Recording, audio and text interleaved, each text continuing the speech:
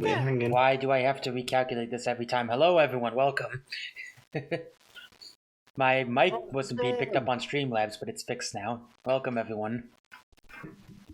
Oh, hello. Hey, technical difficulties. Welcome. Frickin' computer gremlins. Welcome, foolish mortals. Hey, how's it going? Hey, you guys playing games over there? That sounds like fun. Hang on, let me come down over there. Hey, I'm here now. Okay. Anyway, yeah. Anyway, enough fucking around. Hello, everyone. Welcome to episode 4 of the Game Masters. I guess the only bit of housekeeping is that, first of all, Kage is going to be running a little late, so we are going to be without our trap for today. Well, not for today, but for a while. A little bit.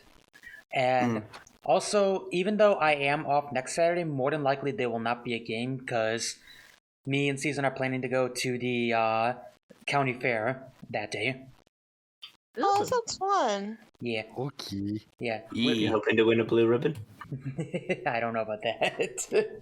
But we're planning to leave at 3, so the only feasible way we could do a game is if we started at 10 in the morning, and I don't want to do that, especially to our West Coast players. Yeah, no. Nah, man. So yeah, we'll be taking a break next week. It'll be good to catch up with the YouTube uploads if you're missing them, and if you haven't seen the other episodes, you gotta fix that after this. Yeah. Yes. What Go the watch. hell's wrong with you? But yeah, Go watch the watch. yes. Give the dude your ad revenue. Yeah. Is that a good volume? Okay, I'm gonna assume that's a good volume. Okay, so with that, our heroes, when we last left our heroes, they had conquered Dino Island and helped Yoshi to defeat Kamek and his band of giant monsters. With a lot of eggs. I feel I was gypped out of my egg. With a lot of eggoos, and Yoshi has finally joined the other kingdoms as they set off, with Manita giving them the location of the next one. As they fly through the sky, they're high above the clouds, but then eventually as they start drawing closer, for some odd reason everything starts to turn into nighttime, even though it was just day moments ago. Come on, I just brewed this coffee. So does time affect differently in this world? What's going on? I have a feeling daylight savings time doesn't exist in this world. According to my research, this world has a different time presence from other worlds. It seems to be a perpetual night a lot of the time. Yeah, Batman would feel right at home here. Well, so even the different worlds have different time zones. God damn it. It would appear so, yes. However, rest assured, I have the location all set off. Set off? Set off. I have the location all set up, and Sorry, I had to take a swig of water. Liquid water. What? Yeah, Water. liquid water. Agua. Yes.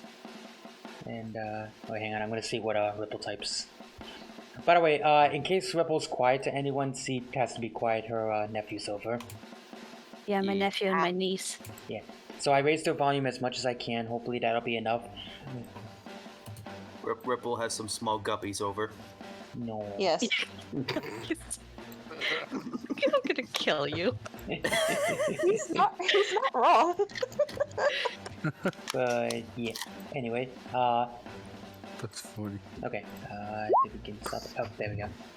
Might want to turn into a Chimchar, Lucky. Yeah. Look for light. Yeah. Lucky nods and turns into a Chimchar as Okay. it slowly starts to descend. And start this.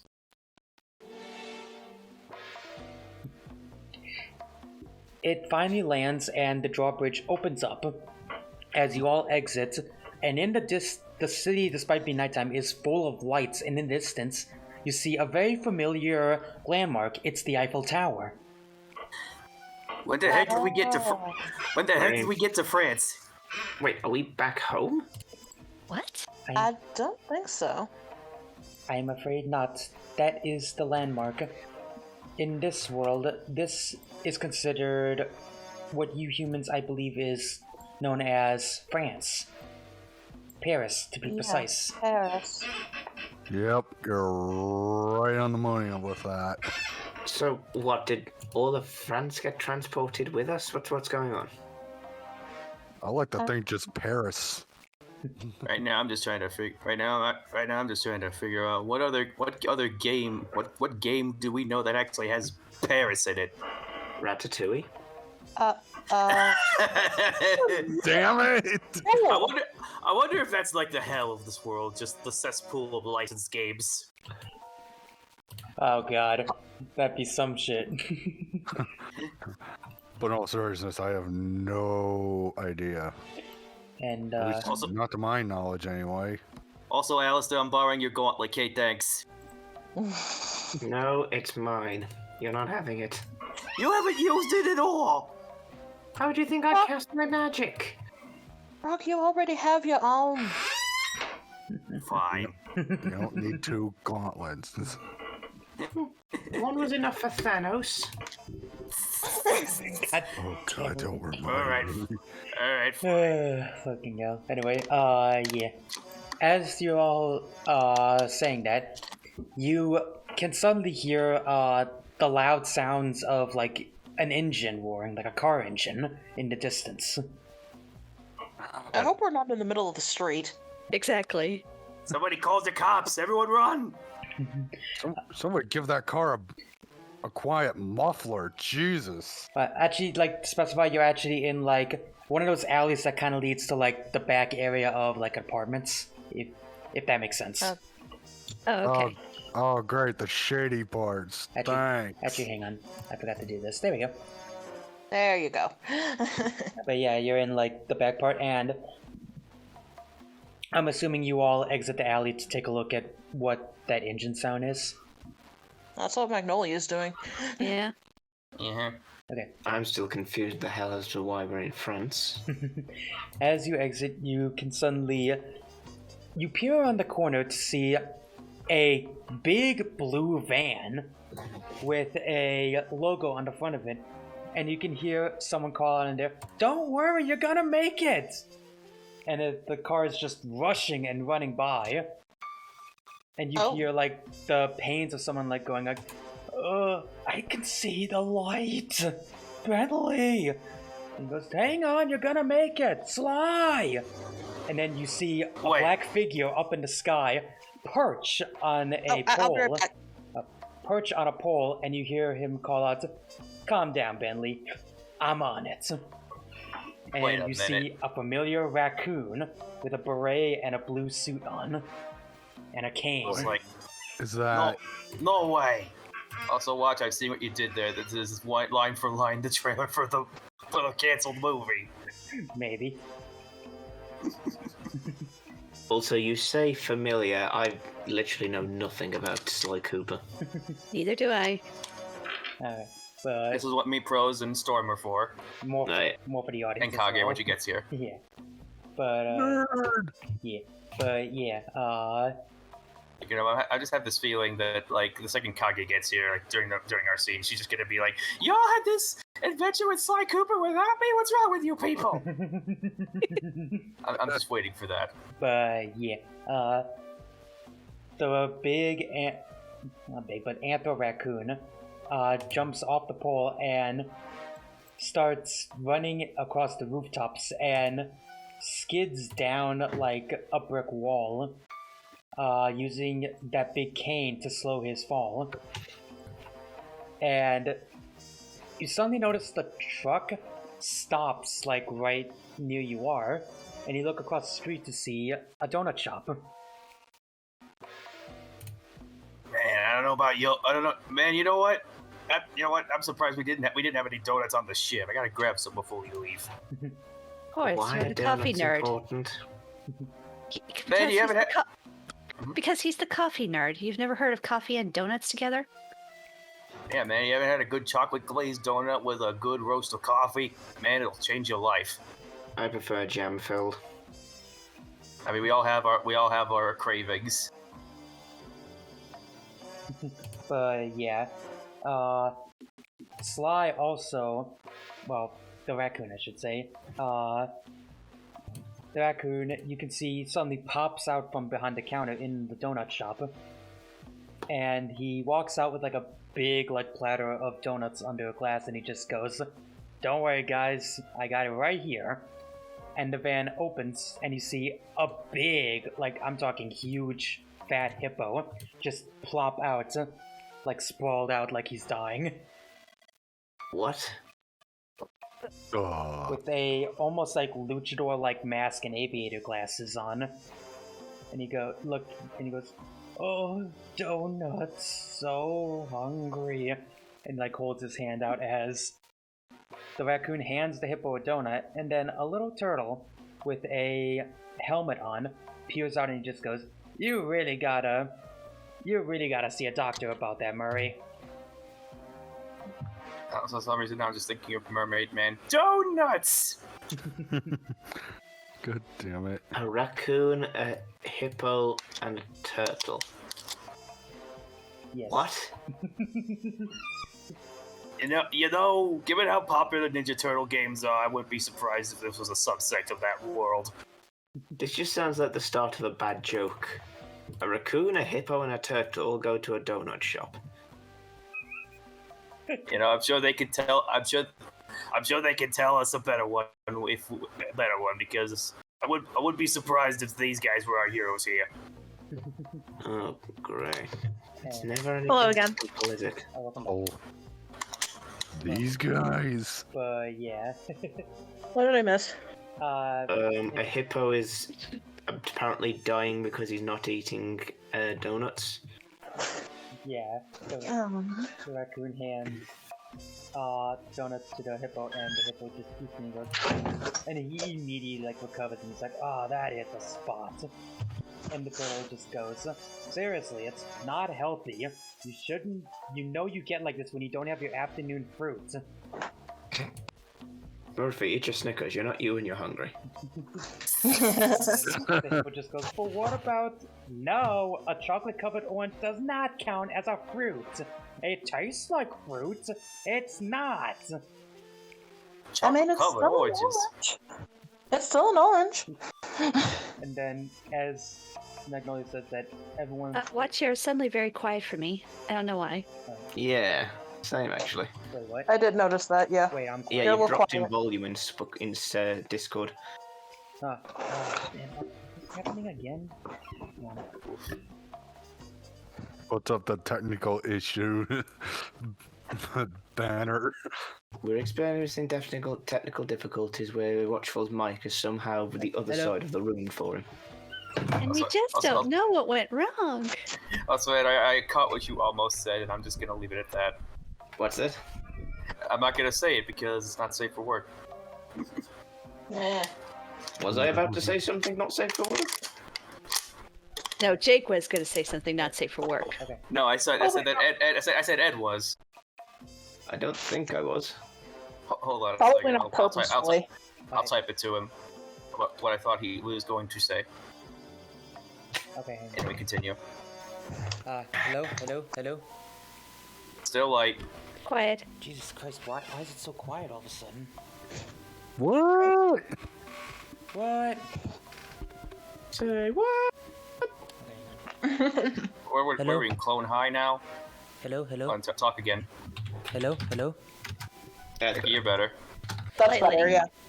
Okay, I'm gonna take off the pop guard then, because I don't know what it And you was. went Like, low again. hang on. Can Get a you little- put the microphone closer to your mouth or turn up the gauge or something? I'm literally right next to the microphone. Yeah, I'm literally like right next to it, and the volume is at like maximum. Odd. Very odd. Hang on. Hang on. Technical difficulties, they always ruin the fun. Wait, hang on. Hello? Hello. Hello? Do I Hello. sound better now? Not really. Oh, god damn it. Cause it was set to default, I figured, well, maybe if I change the mic. Nope. Yeah, my mic is like standing right on my desk. Now we can hear you. Wait, now? Yeah. Uh-huh. Okay, hang on. Okay, you can hear me now? Yeah. Uh-huh. I'm not muffled or anything? Nope. Not really. No. It's still muffled for me, but I'll just crank you up to 200. Huh, okay. That's really weird. There's still in a Verizon commercial. Other than that, we're fine. Okay, let me raise, wow. Like, yeah. Raise the roof. I'm really, like, coming in quietly. I don't know why I'm coming in, like, so quiet.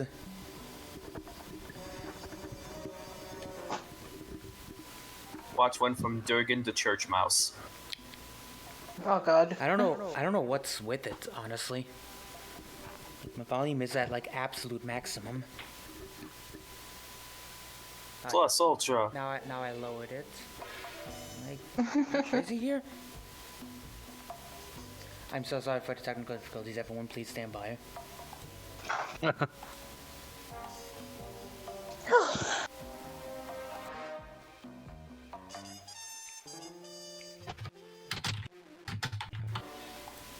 Okay, hang on. Alright, yeah, I'm not sure what's with it. Hang on. I really do apologize, everyone. It's all good. I'm gonna turn my gain up on, here. Test. Oh, okay, there we go. Alright, I turned the gain up manually on OBS. I'm coming in a lot clearer on there now, so hopefully we should be good. Okay, now then, where was I? You fed the hippo. I mean, I didn't feed the hippo. But, yeah. Magnolia was just listening to their argument, and she was just like, I mean, there's still oranges. Oh, yeah, that's right. Still an orange, and then as they say that, they all look over and, the hippo kind of, like, looks at you and looks at the donuts, and then he just, like, casually puts it behind his back. Brock's just kind of staring intently at him, kind of wanting those donuts too. I'm just staring, not knowing what the hell is going on because a raccoon, a turtle, and a hippo dressed as a wrestler are all talking. Same Ray. I mean, Alister, to be fair, we were in the last two worlds we visited were a kingdom full of a city full of squid people, and an island full of technicolor dinosaurs. This shouldn't be out of the realm of possibility at this point. I'm not even saying I'm accepting those. This is just adding to the absurdity of it all. It's in Paris, supposedly. But, and yeah, as you'll see that, Robert kind of parts away and he just goes, hi guys, sorry, we didn't mean to interrupt you. Don't worry, we're not here to cause... We're not cops. Yeah, we're not cops. And... Far from it, believe me. And... In fact, I'm a crook. And the raccoon just goes, well, that... Doing freaking coffee. Raccoon just, well, I guess it's good you guys aren't cops. We kind of have a interesting history with certain cops. I understand how that feels. And the raccoon walks over and he spins his cane and kind of holds it on the back of him, and he holds his hand and he goes, my name's Sly Cooper. Magnolia holds out a hand to shake Sly's hand. Magnolia Grace, lovely to meet you. Just call me Brock. Nice. Just call me Brock. What's the status on the donuts? He takes Magnolia's hand and instead of shaking it, brings it close and gives it like a little kiss. Aww. Oh my god. And he goes, "It's a pleasure." And then he looks at Brock when he makes that comment and says, "And I take it these are your friends?" Magnolia looks specifically over her shoulder at Alister, then back at Sly. Friends is a very generous term in some cases, but we do work together, yes. This is a fair statement.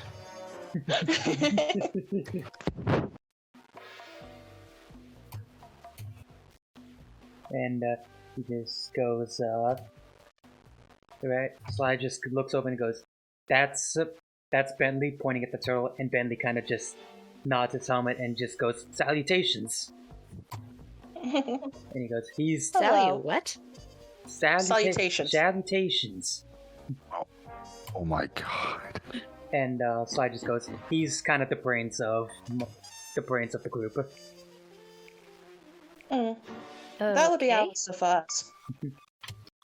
Uh, I had a slight feeling that was the case. and he points at the hippo and he goes, "And that's Murray." And the hippo pipes up, "The Murray." And what are you, the garbage disposal of the group?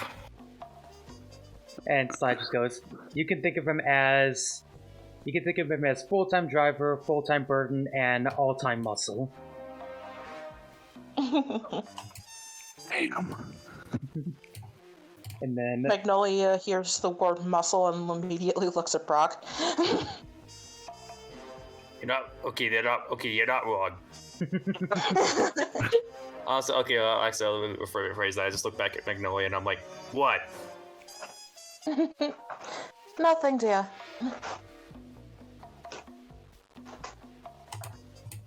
and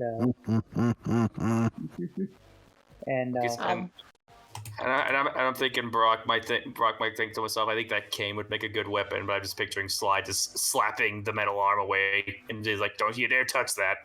yeah, pretty much. Just would like slap it away and just going, "No, Eh, Yep. eh. no, Nice try, dude. yes, just no." But No. yeah, Guess I'll have to find something else later. but You have a robotic arm. Yeah, well, I've been collecting weapon samples for every world we visited. I gotta find something. Are you just adding to an arsenal everywhere you go? Apparently he is. Wouldn't you? I'm still trying to figure out how we got here. I mean, while you're doing that, I got me a giant paint roller and a grenade launcher. Why wouldn't I want more? and Grenag launcher. yes, and and Robert just goes, "Anyway, we're kind of sent here on a mission from Palutena." And Sly just goes, "Oh yeah, big tall princess, pretty cute." He goes, Mm-hmm. "Yeah." Yes. Alex says while blushing.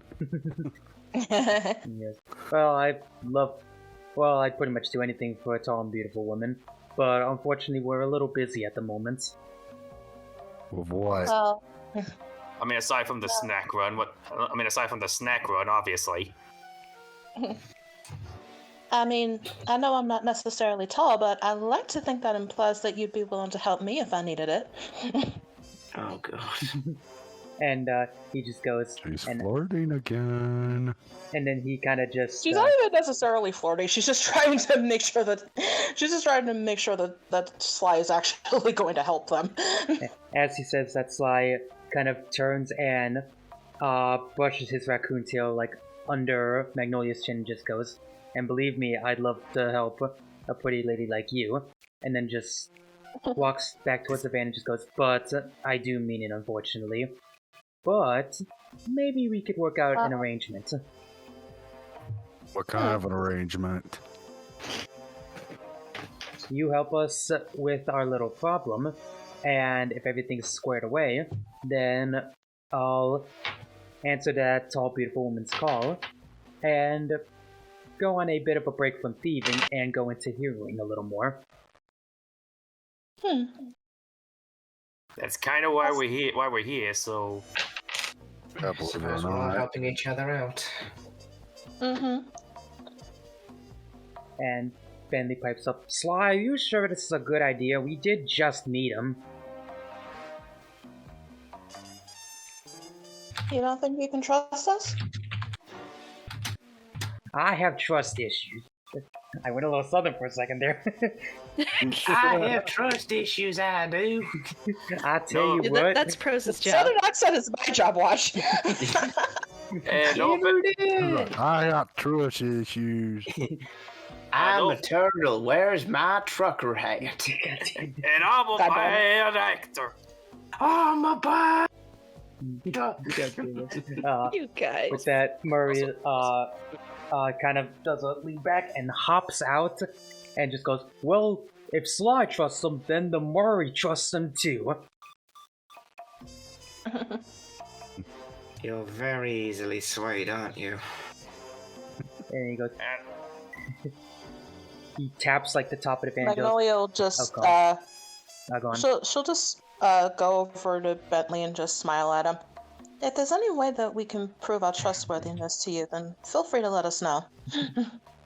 When she does that, Bentley kind of looks like at her, and he has like a very like deep blush on him, and he just puts the helmet down a little bit and just goes, I trust him. You're just gonna chum the you're just gonna chum the pants off of all of them, aren't you? God I damn it. apparently, yeah. All the funnier considering that I don't think neither of these guys wear pants. Yeah. I don't think any of them do. I mean, the jury's Well, out the on hippo Bentley. does. Those aren't pants. Do you count? I was gonna say, do you count the turtle because he's wearing a shell? That's true. Hey, that's a fair point. Yeah. Anyway, as that happens, Murray taps the top of the van and goes, everyone get in, but no one gets shotgun. Only Bentley gets shotgun. Look, as long as I get a fair share of them donuts, I am willing to listen to anything you say, Mr. Hippo Man. Is there enough room for all of us? So I just goes, it kind of always has the room for whatever we need. We fit an entire Venus de Milo in here once. Ooh. What is this thing? What is this? A TARDIS? Bitch, it might be.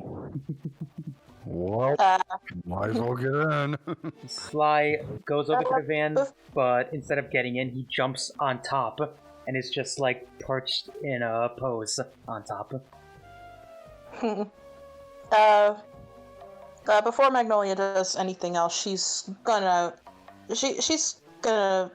help Bentley into the van if he needs the help.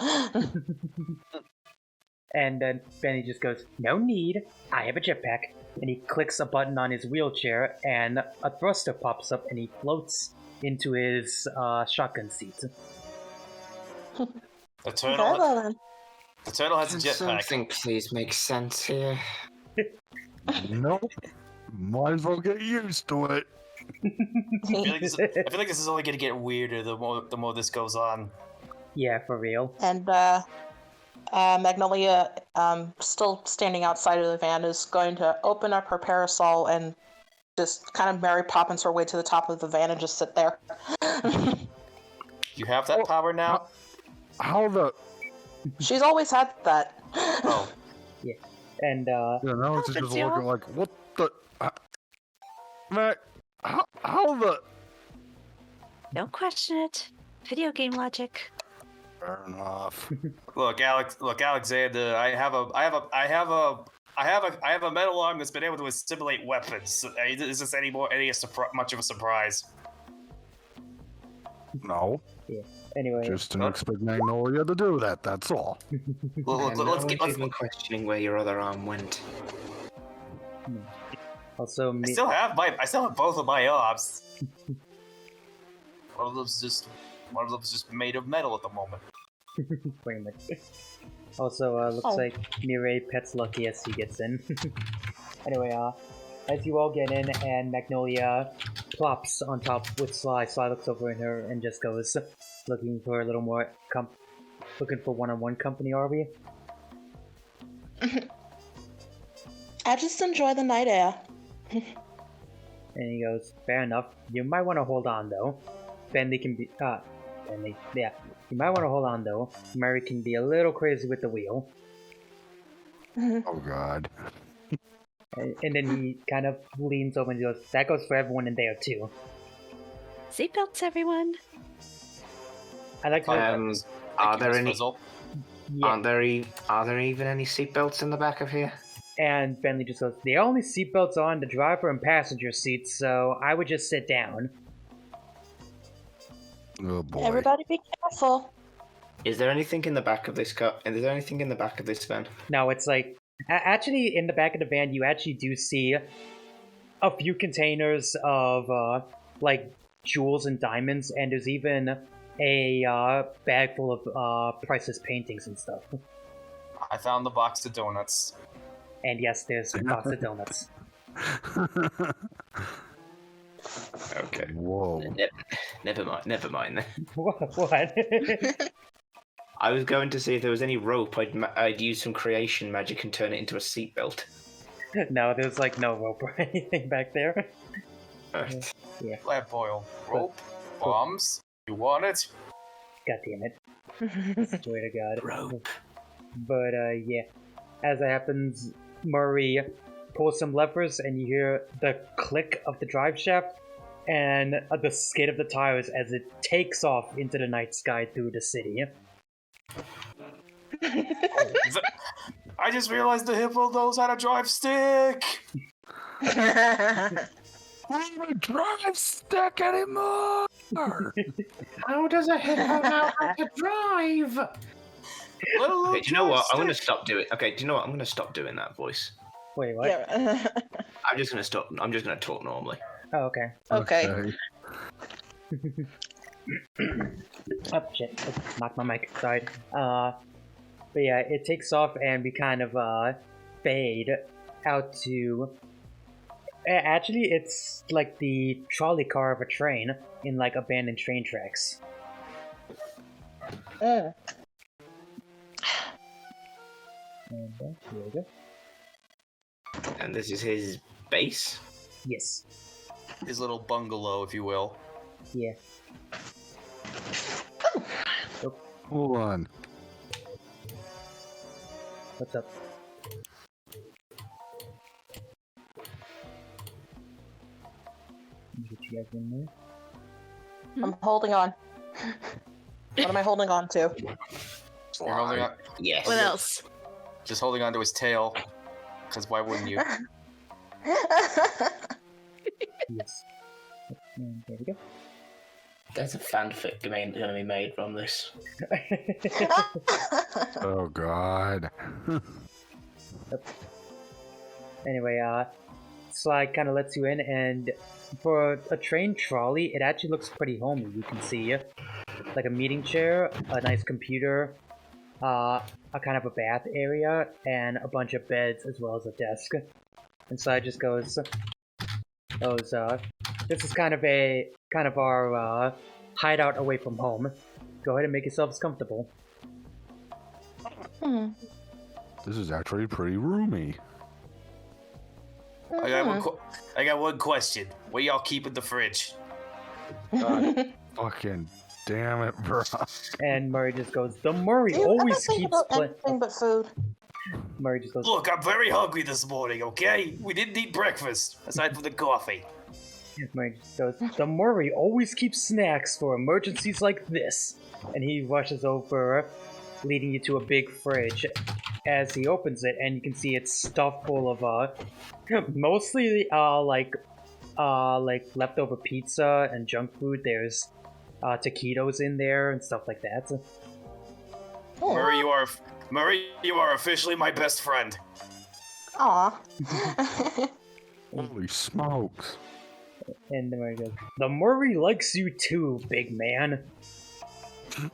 What do you say, big guy? Me in this leftover pizza eating contest? You're on. Yeah, tonight. Oh, goodness. And Bentley just kind of like pinches the bridge of his nose and shakes his head and just goes, I swear that guy's gonna kill himself one of these days. And he kind of wheels past like Mireille saying that. Aw. And Murray... Mireille is just gonna take her comb and start brushing Lucky's chimchar fur. No. And Orbs. yes. I'm gonna go over to Sly. Oh, with Sly, and just I'm going like, so what's this plan of yours? And Bendy wheels over to the computer and just goes, well, I'll show you. And he types up some stuff and then reaches under the cabinet and pulls out a like a projector. And he sets it up and just goes, alright, everyone gather around. Except for you, Brock and Murray, you guys can just relax over there. Our faces are just buried in pizza at this point. We're like, what? Nom, nom, nom. Okay, good. Of course. Never mind, Brock. You're fine. Come on, Lucky. No, okay. Well, look, as soon as we're done with this slice, we kind of got to go over there, okay? No, 1 second. And Let's carry on. and Benny just goes. I'll just meet you there, okay, buddy? Benny just goes right, and he clicks a button as the projector slides on, and it shows the outside of a nightclub, and he just goes, "All right, so let me catch you up to what's been going on. You see, Sly here is part of a family of master thieves, the Coopers."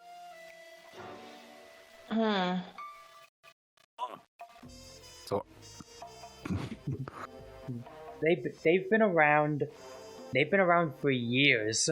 We even met. Actually, no. They've been around for years now, dating all the way back to ancient Egypt, with Sly Tutankhamun the First.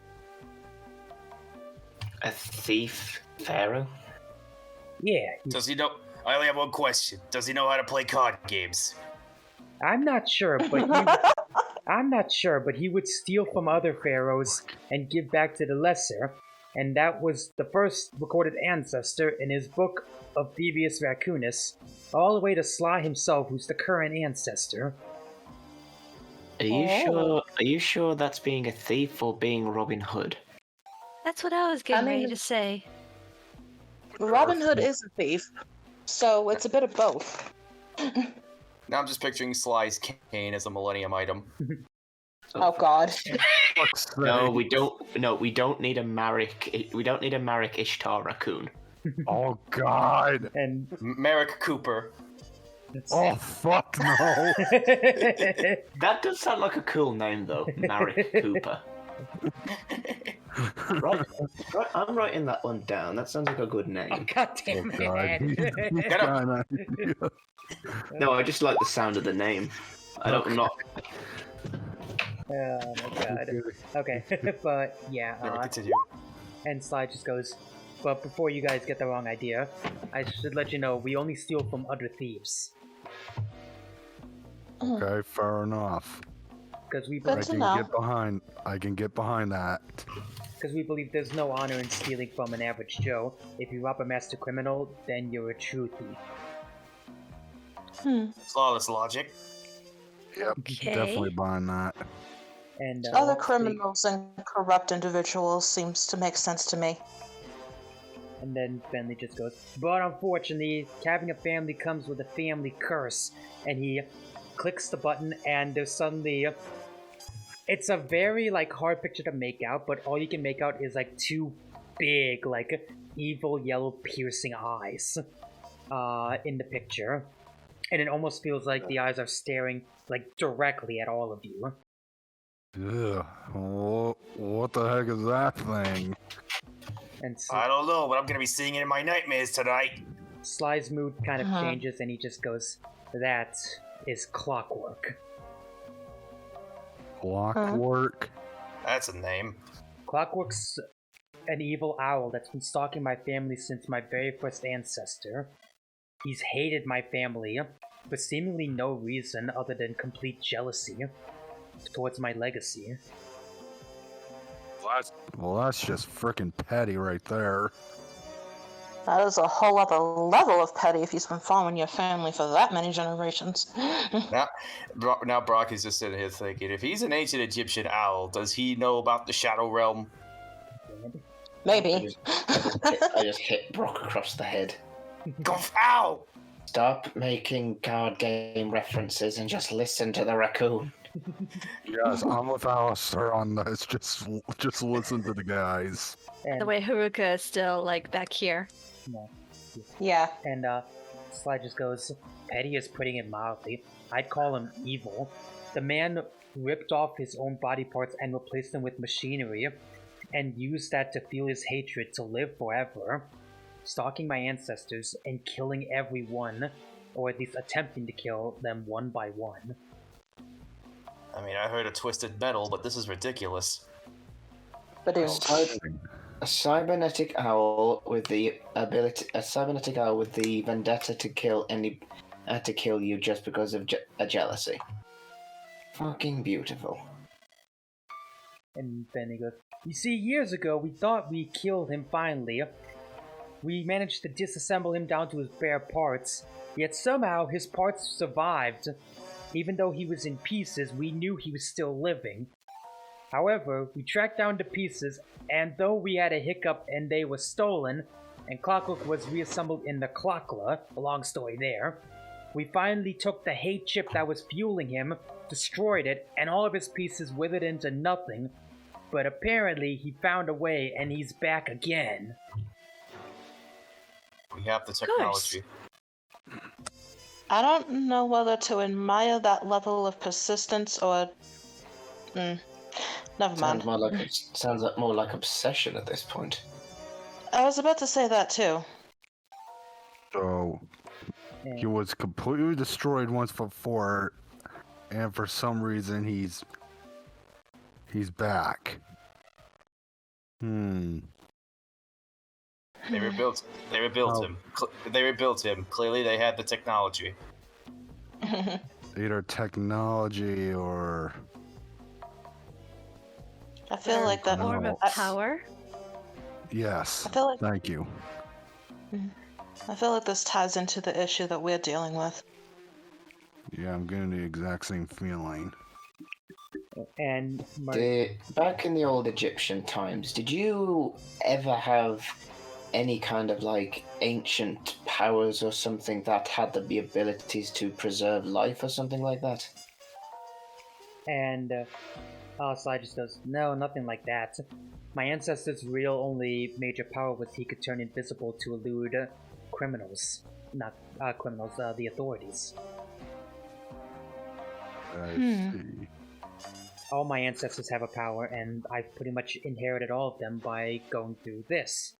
And he pulls out a journal. It's a, like, red leather journal with a gold border, and it says the Thievius Raccoonus on it. Oh. I mean, that's one way to write a family memoir. Good. Good name. He goes, thank you. But, let me put the mic back. I think that is he goes, thank you, but... What? Hang on. There's a but. There's a but. There's a what, ladies and Oh, gentlemen? good. One of Ed's favorite things. But, These are a few of my favorite things. But yeah, no, he just goes... But no, we didn't have anything in relation to, resurrection or anything like that.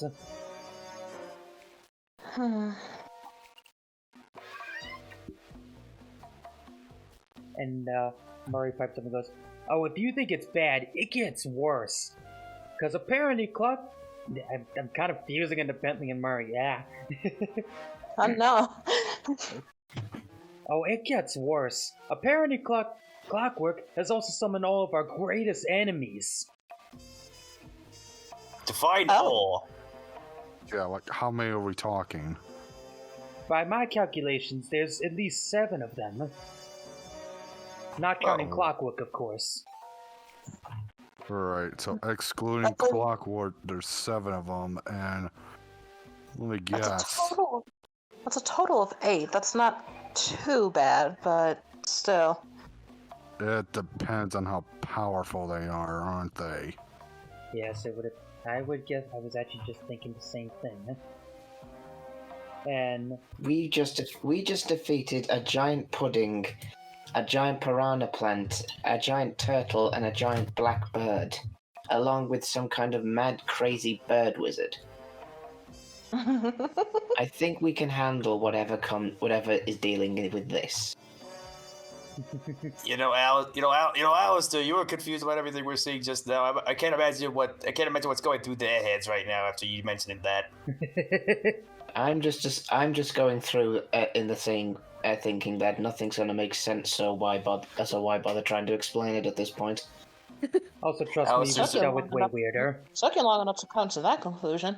Alister has just gone full Cheshire Cat at this point. We're all mad here. Everyone's mad here. Yeah, basically. Yeah, I just decided to turn into Jim Cummings all of a sudden. Yep. Yeah, Inside just goes, well, believe me, it wouldn't be that big a deal, except each one of these alone has caused so much distress in the world. Even one alone was hard enough for me to take down, but to have 7 of them together, and especially being led by Clockwork. Also, Well, what do you have to deal with? And Bentley goes, well, luckily I've done... Oh, hang on, hello? Hi. Yeah? Hello? Hello. Hello? OBS, Hi. I think... fuck. I think Streamlabs is frozen, hang on. Oof. Yeah, I think Streamlabs no. is frozen. We'll be right back. We got more technical difficulties. These guys are so evil. It's fucking up our stream. Okay, hang on. Oh no! My God, it's turned into Clockwork Orange. Jesus fucking Christ. Now I'm just picturing Clockwork with the voice of Malcolm McDowell.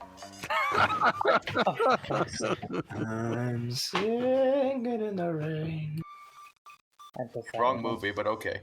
And I'm also remembering that he also played Metallo. Now we're back because my recording stopped. Anyway.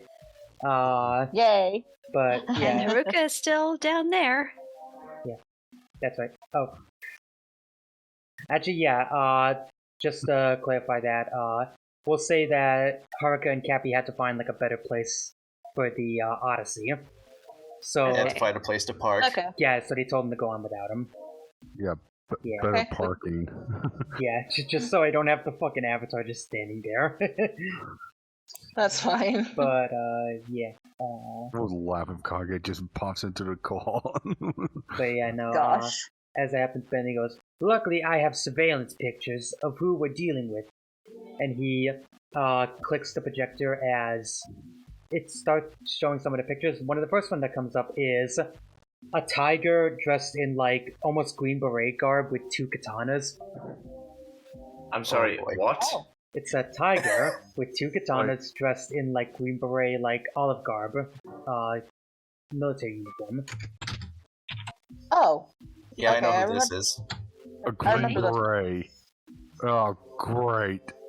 And Benny goes, this is El Jefe. We once tracked him down when we had to help Sly with one of his ancestors in the past. Apparently El Jefe is a really good general. He once claimed he could overthrow an entire country with just 3 blind mice and a spoon. Spoon! Three Oh god, blind that's a tick mice. reference. Yee. Blind mice. See how they run. Oh my god. Is there a reason the guy looks like Fidel Castro? Yeah.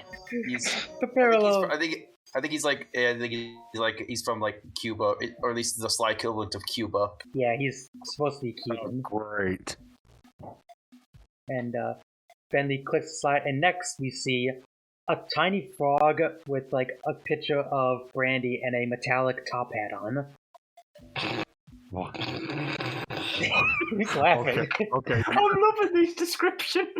Michigan, it's Michigan J Frog, except evil. Okay. Who's a frog?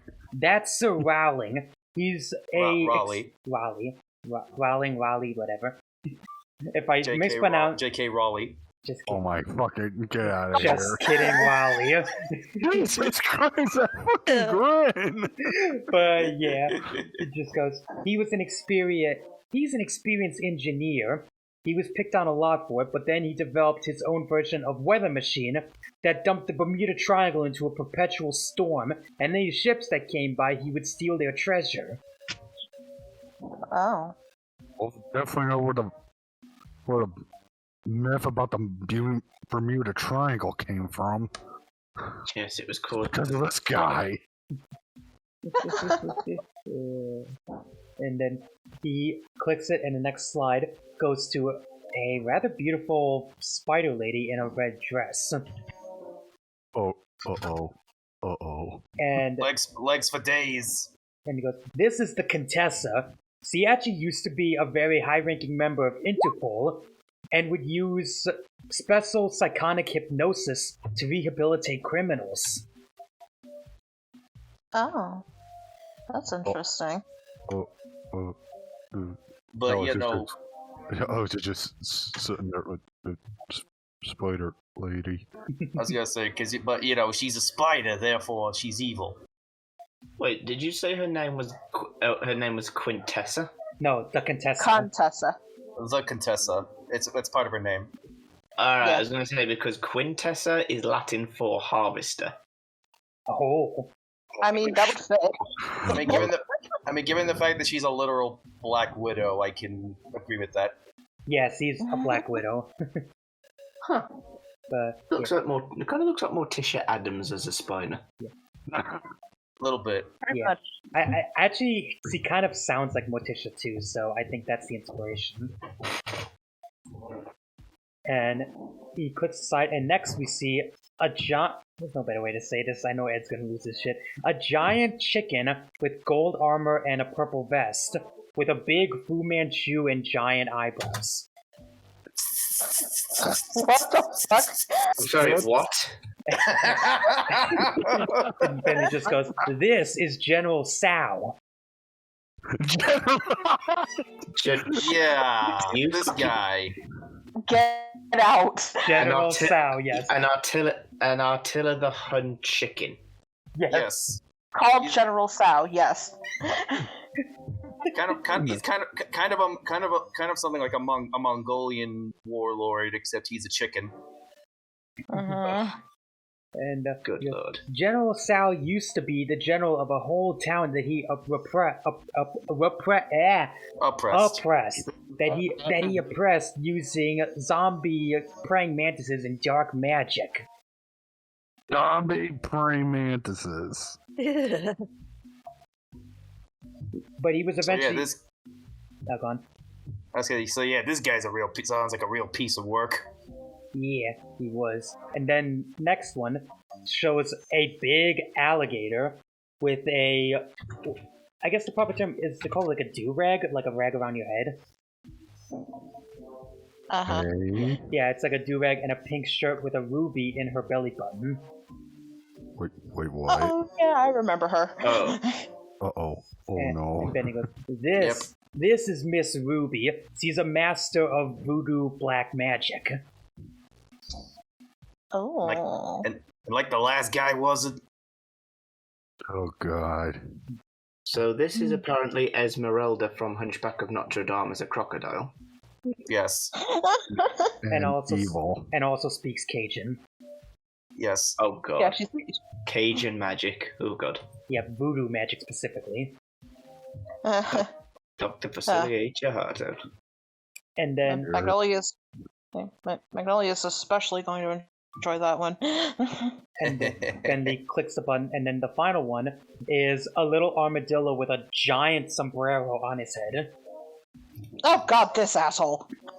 And finally, this is Toothpick. He's apparently a renowned criminal and sees himself as a bit of a cowboy. More like loose cannon. Pick. Toothpick, yes. Toothpick. What the hell kind of a name is Toothpick? This guy. Yeah. Good lord. I prefer to think of a lot of these as code names. Also, I counted. There's only 6. 1, 2, 3, What? 4, Yeah, there's 5, 6. 6. You Yeah. missed one. I think you missed one. Okay, hang on. Not counting Clockwork, that's 7, so is there one more? Hang on. Did I miss one? Yeah, you forgot one. Let me look. Oh, god damn it. I did forget someone, sorry. Let me fix that. I did. They're like under another one, so I completely missed them, but... And he goes... Wait, there's more! Yeah, and he goes... And But wait! there's more! But that's not all! And Bentley clicks aside and he goes, oh wait, there's one more. And you see a giant bulldog with arms as big as him, with 2 giant, like, revolvers on each hand. And a cigar in his hand. With a big, like, mustache and big fuzzy eyebrows. And Bentley goes, this is Mugshot. Damn, boy, he's thick! Yeah. What the hell even is that? Holy hell. Yep, that's Mugshot. Mugshot, You know what? he was originally just a bulldog who was bullied for being weak, so he bulked up and basically got back at the bullies, and was really good at being a criminal. How ironic. He got swole. Once you start, you don't stop. Clearly. And that's all the people that he's recruited, apparently.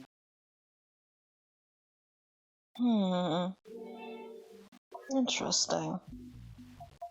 So what are your plans to take care of them then?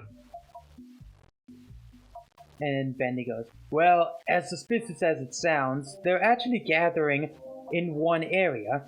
And he clicks the slide, and it shows a rather nice nightclub with like a big like neon sign, and he goes, this used to be the nightclub of a new ally of ours, Dimitri. They've apparently taken it over. Oh, that's a shame. Meanwhile, Next up, at the Legion of Doom. at the casino. That smells like a trap. Oh, we know it Indeed is. it does. Vividly. Yeah, it has. It doesn't only smell like a trap, but it's like it's trapped right in front of your face. Oh, believe me, we It's know a trap. Believe me, we know it's a trap. But we can't let Clockwork get away with whatever he's doing in there. So our best bet is to just go in there and stop them. I mean, I don't know about y'all, but I've always wanted to throw down in the middle of a busy casino. There is, however, one problem with your plan if you want us to help you. And what's that? And I just point to every single one of us, and it's like, we're not anthropomorphic. Yeah, we're kind of gonna stick out like sore thumbs. Yeah, Alister and Brock have a point.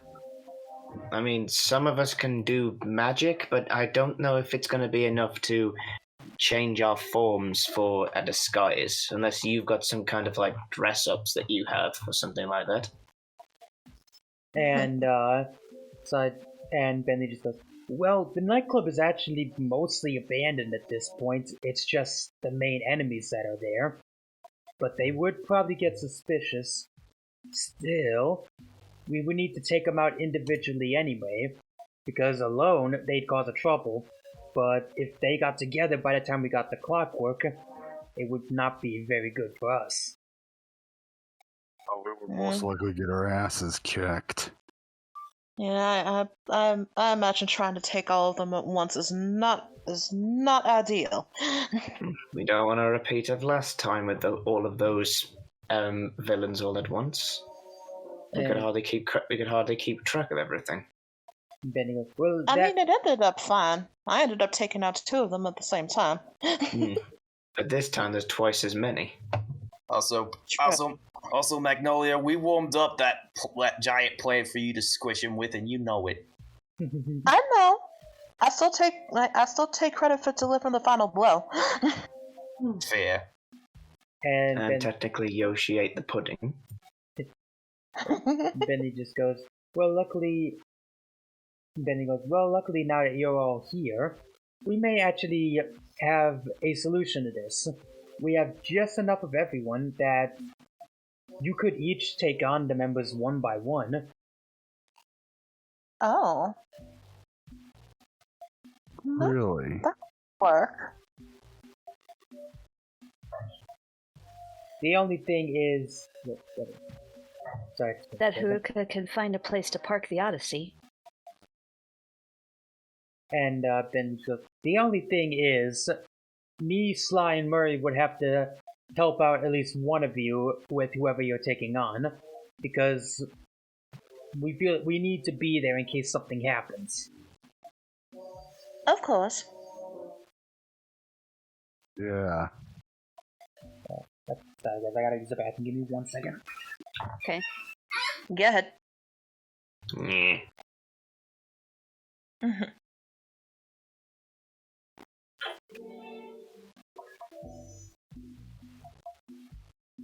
Oh, did anybody see the game last night?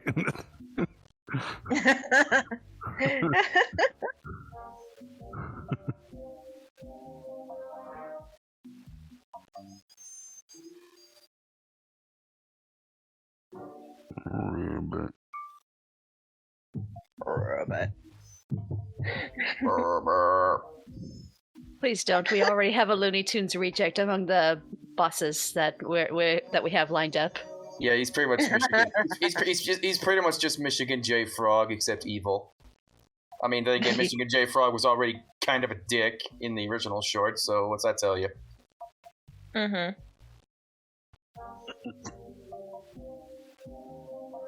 Yes.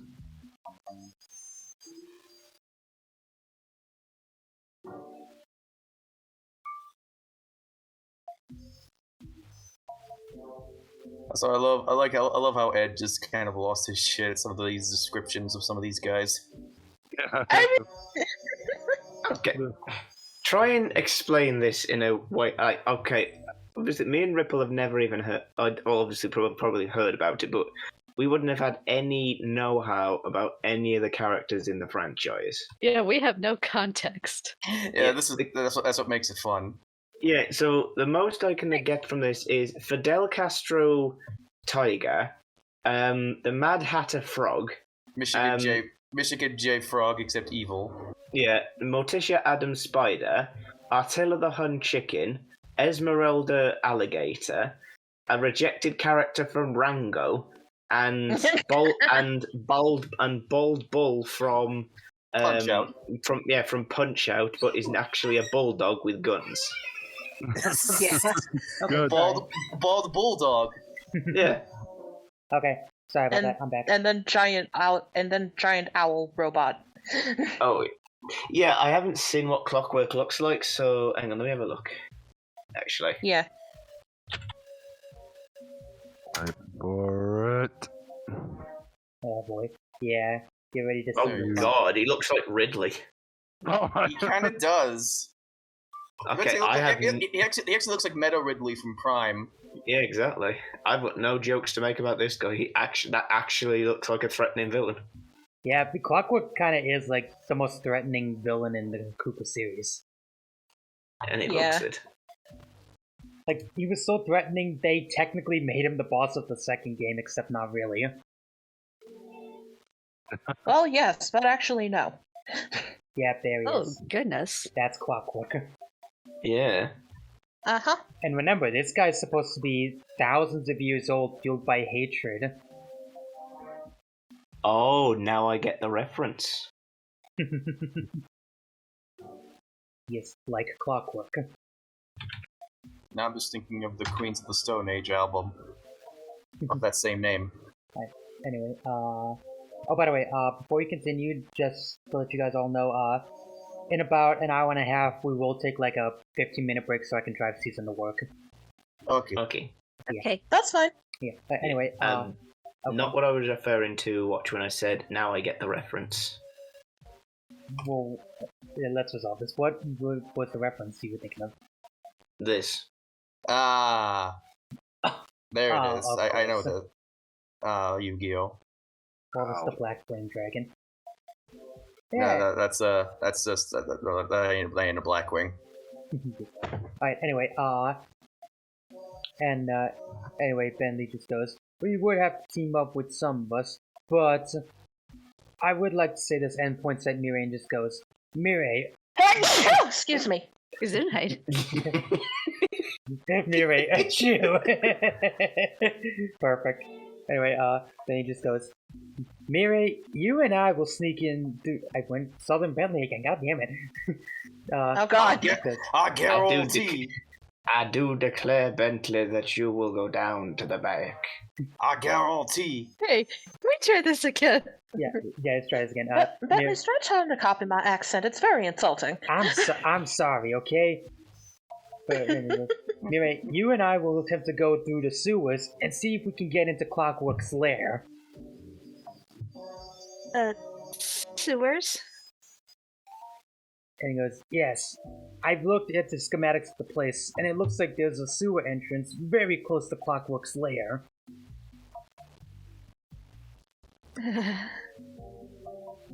Poor Mirai. Fun, Mirai. Poor Mirai. She has to be stuck with the sewer level. And There are worse sewer levels in games to be stuck in. But still. I guess. And as for the rest of you, I've worked things out, and looking at all your skills and stuff, I think I have an idea of who would be perfect for who. Oh. Go on. And first goes down and first points at Magnolia and just goes, Magnolia, I think you will be good for taking on General Tsao. All right. She's I was hoping. she's gonna fight the chicken. I was hoping to fight Miss Ruby. I want that ruby in her belly button. God damn. And he goes, well, honestly, I think Alister would be a better take for Miss Ruby. How so? Magic upon magic? That is the plan, yes. Magic must defeat magic. Thank you, Uncle. If Would I it get be a too- chance to get the ruby, I'll make sure to bring it back to you. I appreciate it. Assuming the ruby is not the heart. What's in her belly button? I don't think it would be. Not Plus, what I was and referring to. Plus, an alligator having a belly button, that in and of itself was kind of weird. An And- alligator casting magic, that's very weird. Anyway, Bentley then looks at Brock and just goes, Brock, I think your heavy physical skills would be great against Mugshot. Alright, I'm gonna be walking the dog. God damn it. And then he looks at Robin and then Murray just goes, the Murray will assist you in taking Mugshot out. Yeah! Partners in crime! We swing by the donut shop first. Oh, yes, I need to get one extra sprinkles. They forgot the extra sprinkles last time. Those Oh my- fiends! We must Oh. rectify this justice! This injustice. And then he then looks at Robert and goes, Robert, I think you were a little tough to place, but I think El Jefe would be perfect for you. And Robert gives like a You big son of El Jefe! Robert gives us a big smile and just goes, I'm sure I can teach that kitty a lesson or two. And then Sly just goes, and I'll be coming with you. Aw. So I guess that leaves Haruka with the spider lady. And then, When I yes, chop the liver. Oh yeah, Alexander. yes, don't worry, Alexander. Looking at you, I think Toothpick would be a perfect match. You gotta be kidding me. How so, though? In all seriousness. Well, you both seem to have a bit of a temper. Excuse me? He's not wrong. Case in point. I mean, come on, Alex. You're probably bigger than that little armadillo piece of shit. I'm very sure you could just step on him. Yeah, but the thing is, you're familiar with the phrase, don't bring a knife to a gunfight? Look, at least you're not fighting the spider, alright? Would you prefer to go up against Crocodile Voodoo?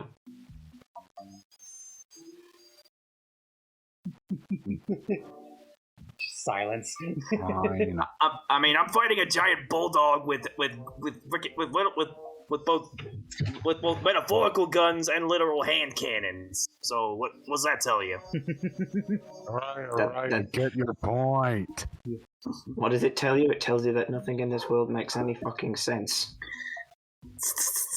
And Benny just goes, and as far as my schematics, it looks like each one is in their own area. It would appear Mugshot and Toothpick are going to be at the bar. He already sounds like he's on his way to the bar. Man, you know, I get he's a bad guy, but it's like, do I really gotta fight him? I almost want to, like, drink with him. Yeah, have a drinking contest with him, see what you can get out of him. And Benny just goes, See what happens. Benny goes, well, technically I guess you don't really have to fight per se, as long as they're indisposed. But it's entirely up to all your discretions how you take care of them. Fight them, drink them under the table, magic duel, doesn't really matter, as long as they can't help Clockwork. Right. Basically, anything necessary to beat them. Got it. He goes, yes, that's the plan. So, is everyone okay with the plan? I'm good. It is I'll ever be, I suppose. No, but I don't think it changes anything, does it? Yeah. We have things we don't like to do sometimes, but sometimes we gotta do them. Well, all right. Yeah! Get some! Let's go, Lucky. And Lucky nods and actually this time jumps over to Bentley and gives Bentley like a little lick on the cheek. And he goes, all right. And then jumps off and goes to Mireille and plops on the shoulder.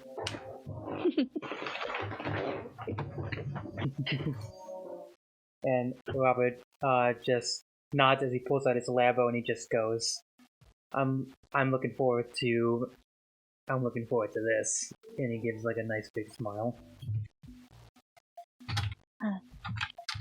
I don't know how I feel about working by myself, but I'll do my best. And Ben goes, don't worry, judging by all of you, I'm almost certain you can handle yourselves. If you're as strong as Sly. What I'm worried about. I appreciate your faith in us, Bentley. Right, and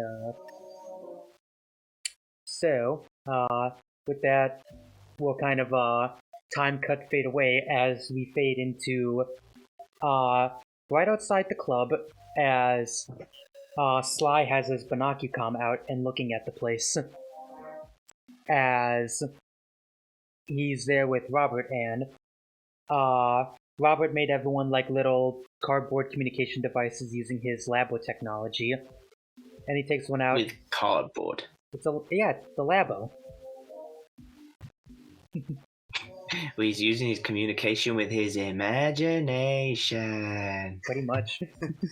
I'll take it easy when I'm dead. I'm shaking hands with Neptune. And he God. just goes, Excelsior! Excelsior. Anyway, he goes, alright, everyone's in place, so head in, find your person, and take them out. And Bentley and Mireille, make sure you guys stay safe. Knowing Clockwork, he's probably got some traps in the sewers for you guys. Of course. Alright, let's go clubbing! Now, at this point, it's On. Again, what about disguises? and yeah, that's right. Robert just goes. Actually, no. Sly just goes. Don't worry, I have a few extra disguises left over from my other cases, and he has like a little suitcase, and it's just full of like rags and stuff that would be tall enough to cover you guys up. Okay. It's mostly loose cloths and stuff, but it should work. Guess that'll do. And now, at this point, we're gonna be going into like each person's kind of duel with their respected person they're taking on. So, Get your game on. yeah. Now it's just a matter of who do I choose first. Eeny, meeny, money, Fred. Fred. You know Yeah, what? Mo's dead. Oh yeah, that's right. Anyway, you know what? I think we're going to start with Alister and Miss Ruby. Oh, this should Okay. be fun. Anyway, so Alister, as you enter the building, you can hear Benny talk over the communication going, Alister, it would appear that Miss Ruby is in her own private, as he calls it, voodoo-torium.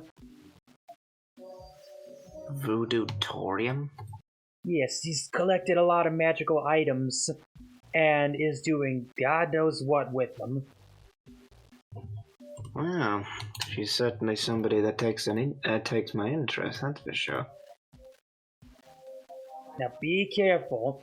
She may have been one of the more weaker members of the Claw Gang, but her magic is nothing to mess with. She's got she's got friends on the other side. Who said Aha. anything? No. Who said anything about messing with it? I'm just gonna have some fun. That's what worries me. And with that, you follow the schematics that were given to you until you finally come across a door, like with animal skulls and little voodoo dolls decorating it. Yeah, but yeah, with skulls and voodoo dolls decorating it. Okay. I'm just looking around and going, There you go. whoever's the interior decorator of this place, I approve. And as you enter it, you can see a certain alligator around a magical diagram in a pot. And she's kind of stirring the pot, and there's a whole horde of chickens like surrounding her. Was she making gumbo? Put the chicken, put the chicken. Are they all Hungarian? God damn it. No, they're all just kind of like dancing around there, like squawking.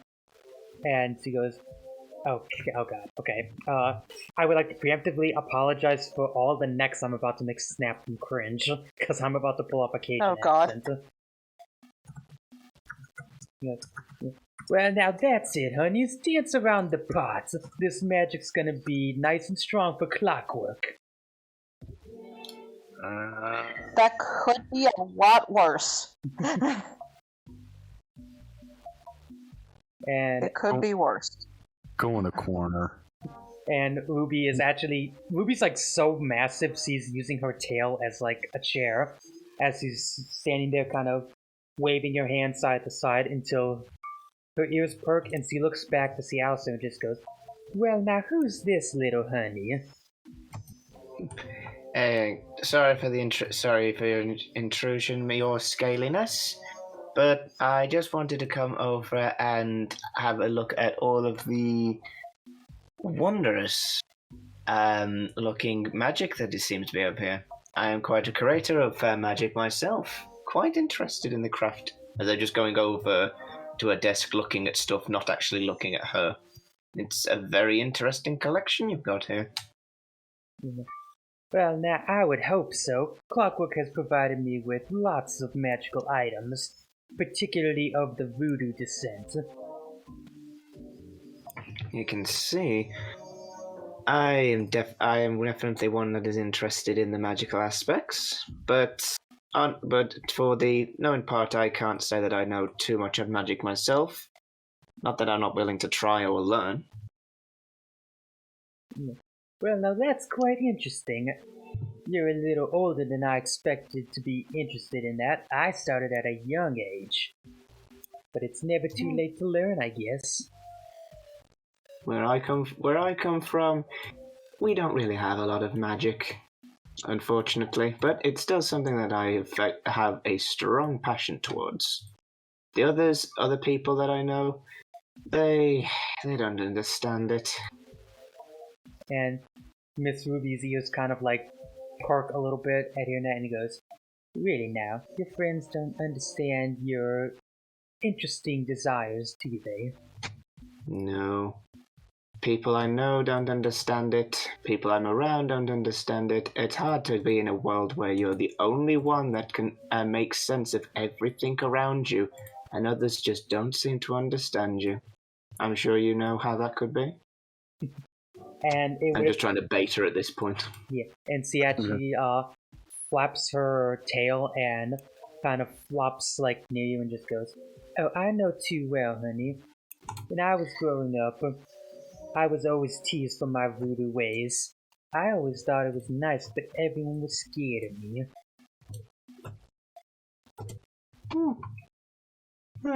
Well, there is always a way of fear.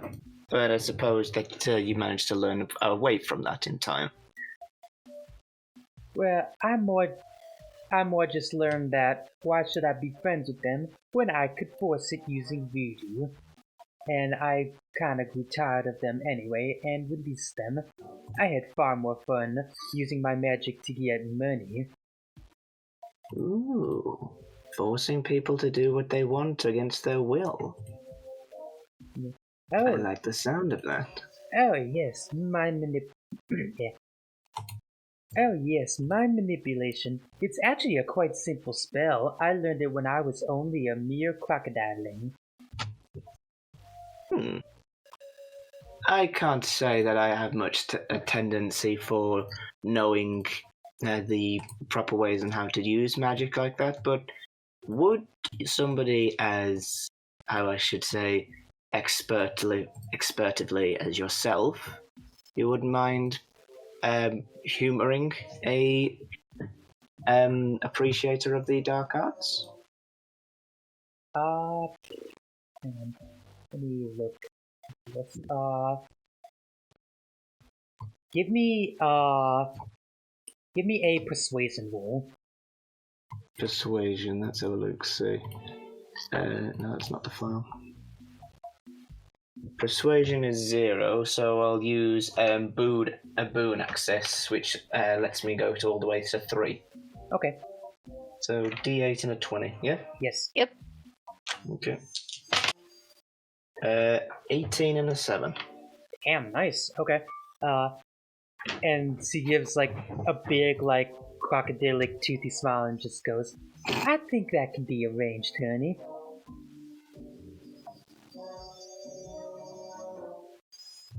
Excellent. I'm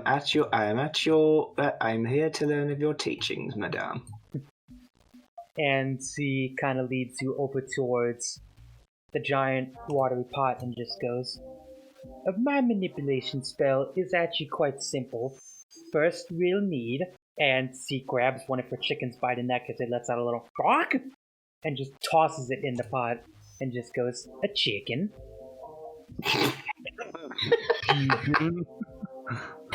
First, it needs a chicken. A chicken. Yes. You should get the chicken and put it into the pot.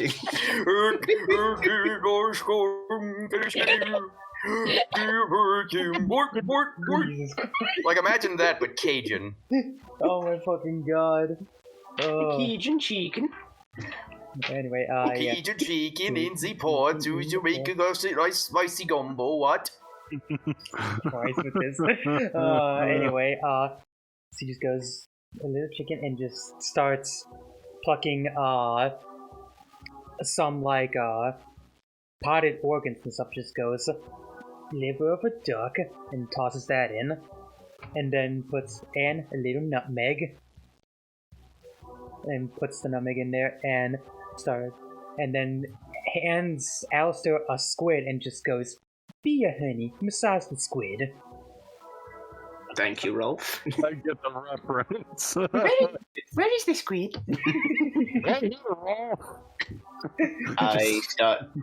I start doing that and suddenly start feeling a little bad because of the first time I ever went into this world was with a load of squidlings.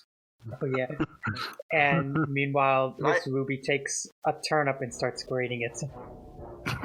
Damn it! I'm getting the reference.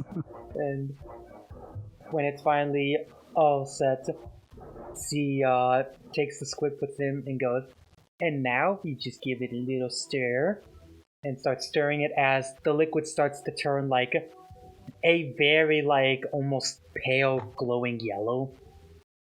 Ew. And then she goes, "And now finally for the piece de resistance," she pulls out a giant barrel, reaches in and pulls out a towel, and just goes, "We put a pickle towel in." And she God fucking damn it. dunks it in and says, "And now, once it's stirred in with the pot," she takes it out and just goes, "Next, all you need to do is plop it on someone, and they will follow your command." And this will work on anybody at all. And she goes, "Pretty much anybody. Normally, I wouldn't make something this strong, but I've grown quite a liking to you, honey."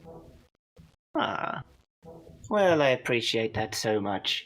So much so that what is given is returned, and I just throw the rug on her head.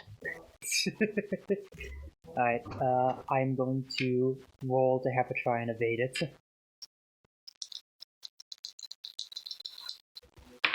And oh, fucking gotta be kidding me, a 2. And god damn it, 2 2s? Seriously? Two. Rolling dice is just for me. I got two. I'm the best at roll to me. Okay, so suddenly Miss Ruby is wearing a tutu. And Oh god. the towel. Now I'm just reminded of that segment from the original Fantasia. You know the one. Yeah. Oh Yeah. Yes. Suddenly a crocodile with a cape comes by.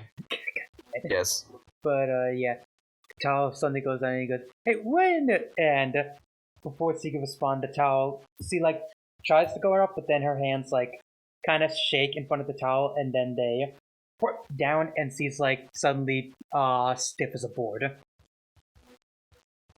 That's a good crocodile. Now, you're gonna do me a favor. You're going to hop into that boiling pot and stay there. And Got it? Just get a roaster alive. Well, she's out the way that way. Damn. I mean, to be fair, she probably survived, but in her state, I don't think she's Yeah. gonna be doing anything. Yeah. Crocodile. Oh, and before you do, can you take the ruby out of your belly button for me? She does so, taking the ruby out of her belly button with a and hands it to you, and then crawls into the pot and slides the lid over it as it clinks shut. And I just like, well, that went better than expected.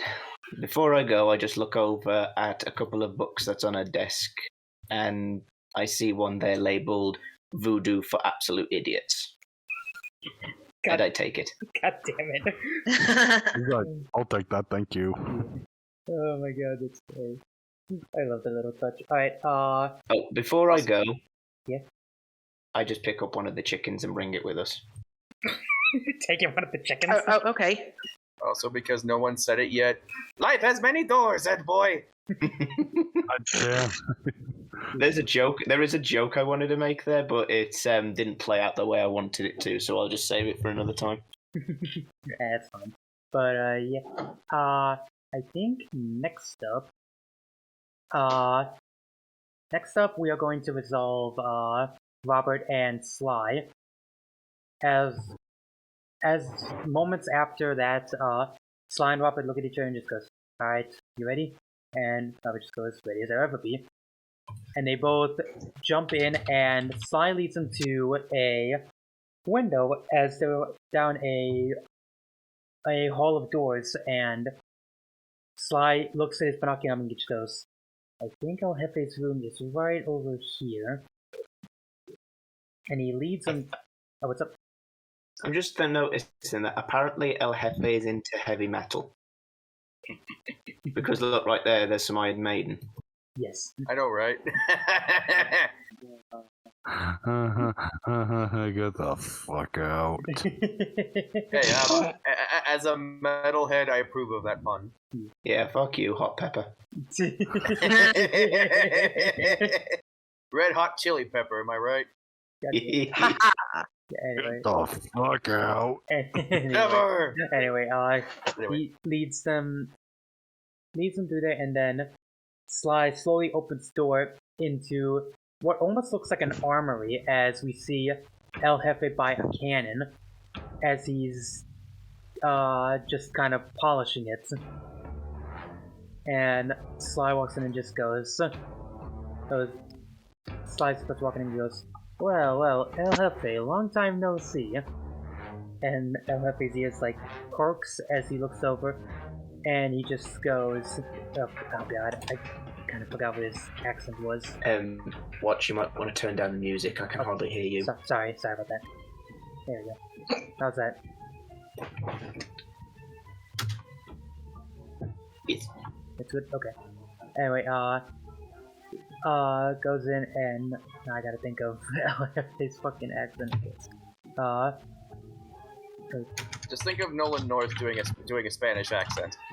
God, that doesn't help me. Goes, well, if it isn't Sly Cooper, I almost forgot after you locked me up and I was forced to roll Cubans without even being able to smoke them. Also, yeah, fun fact, this character is voiced by Nolan North in the game he's in. Oh, great. Wait, why is he dressed up like Ra's al Ghul? See, like he was transported to feudal Japan, and he kind of picked up some samurai garb, so that's why he looks like that, despite being a Cuban warlord. Yeah. A Cuban Basically samurai. being a tiger version of freaking Castro. And he kind of chomps his Cuban cigar and then looks around and goes, "And who are you?" And goes, "Oh, name's Robert. I don't think we've ever properly met. I'm a friend of Sly's, which probably means I'm not a friend of yours." You're just like hello, my name is Robert. I like to party. Hi, I'm Olaf, and I like warm hugs. And El Jefe just takes like a long, and then puffs in and goes, "You got that right," and kind of puffs it in both their faces. As Sly and both Robin and Sly just kind of do the bat around their nose, like, yeah.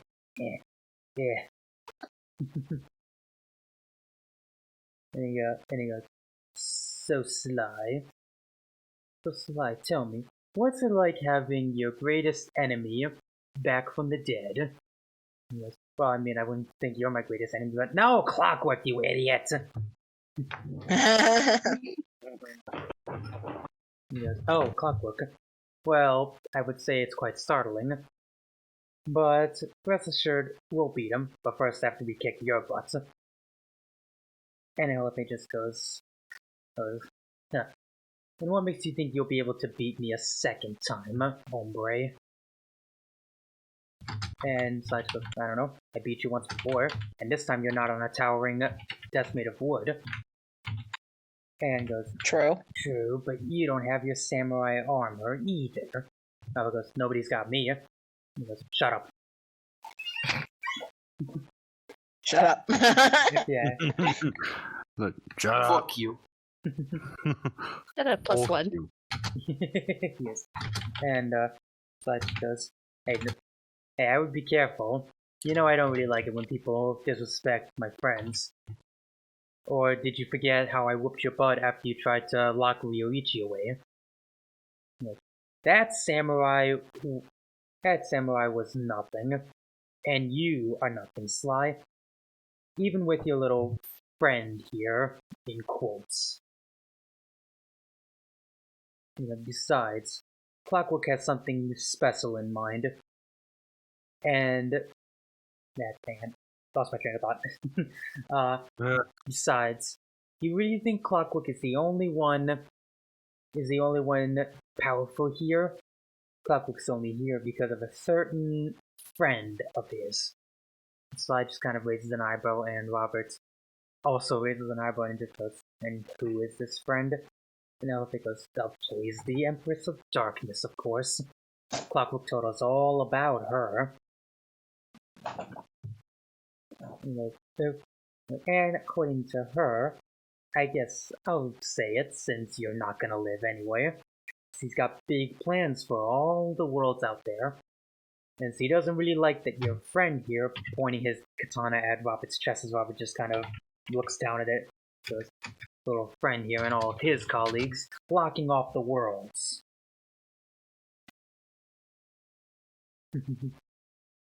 And Robert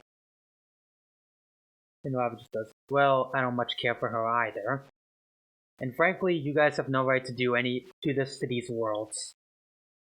And Sly just goes, I don't much understand what's going on either, but he's absolutely right. So if we have to stop you and kick your butt again, we will. And El Jefe lets out like a little growl as he jumps back and he slices his katanas together as sparks fly and the katanas light on fire. And he just goes, well then, I'll just have to make some fried whatever you are and fried raccoon. And with that, I hate to cut away like this, but I'm sure you guys don't want to watch me roll NPC dice for like 5 hours. So, they both ready their weapons, and as they charge towards each other, what is with me today? Each other. As they charge towards each other, we smash cut towards Bentley and Mireille in the soups. In the soup? It stinks down here. Okay. Sewers. Yes. Oh, hang on. I'm gonna use the bathroom really quickly before we continue. Of Water's course. going right through me. Leaving Ripple here in the sewers. At least I'm not a halfling this time. And you haven't got a twirly whirly. Oh my god. Twirly whirly. That's great. Oh, Jake, remind me to tell you the story behind that sometime. Please do.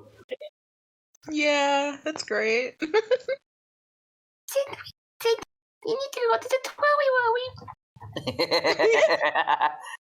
Good. That is 2 dwarves. I'm about to die. I'm already dead. What's your excuse? Yeah, this is what that character actually sounded like. Oh my god! Yeah. I can't. It's too cute. Nope, Okay. it's too. I'm gonna pro highs from Mighty Magic Swords. Nope, still cute. Can't do it. Now listening to it, Ripple. I'm not sure whether or not you know who this is, but you do. But doing that voice, you sound a little bit like Gura. Don't know who that is. She's basically a little girl shark. Oh, Okay. that sounds adorable. Yeah. I'd make a baby shark joke, but I'm pretty sure Ed would murder me. Also, I come back to a baby shark. What?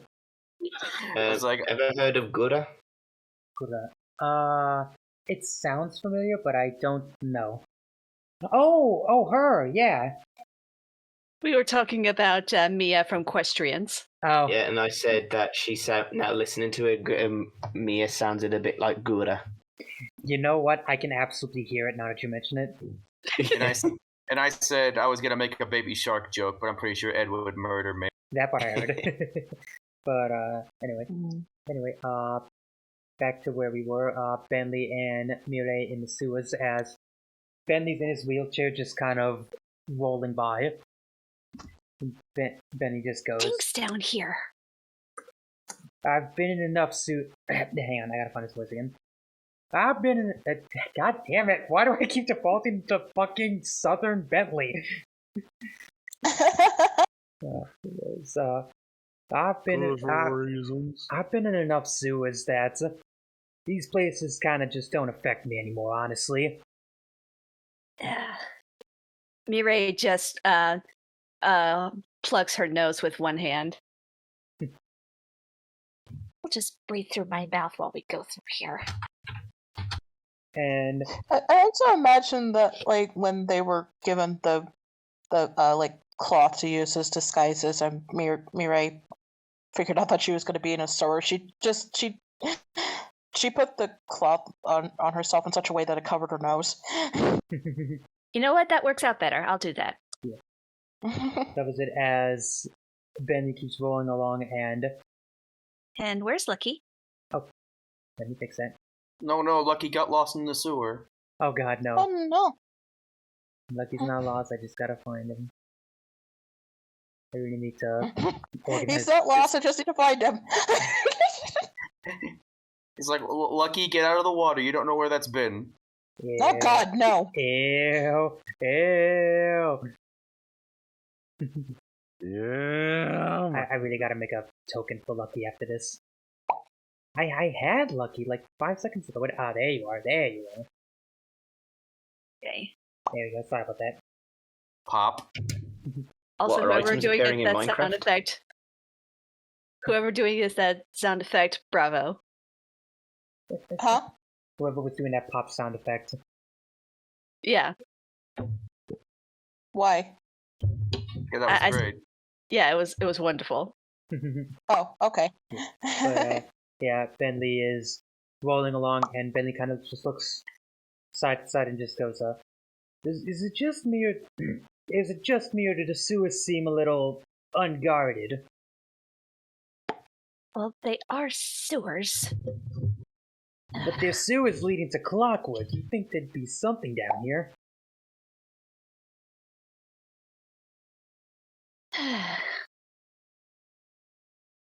And Bentley kind of like frowns a little bit and goes, sorry, I guess I'm just not used to having partners other than Sly and Murray with me.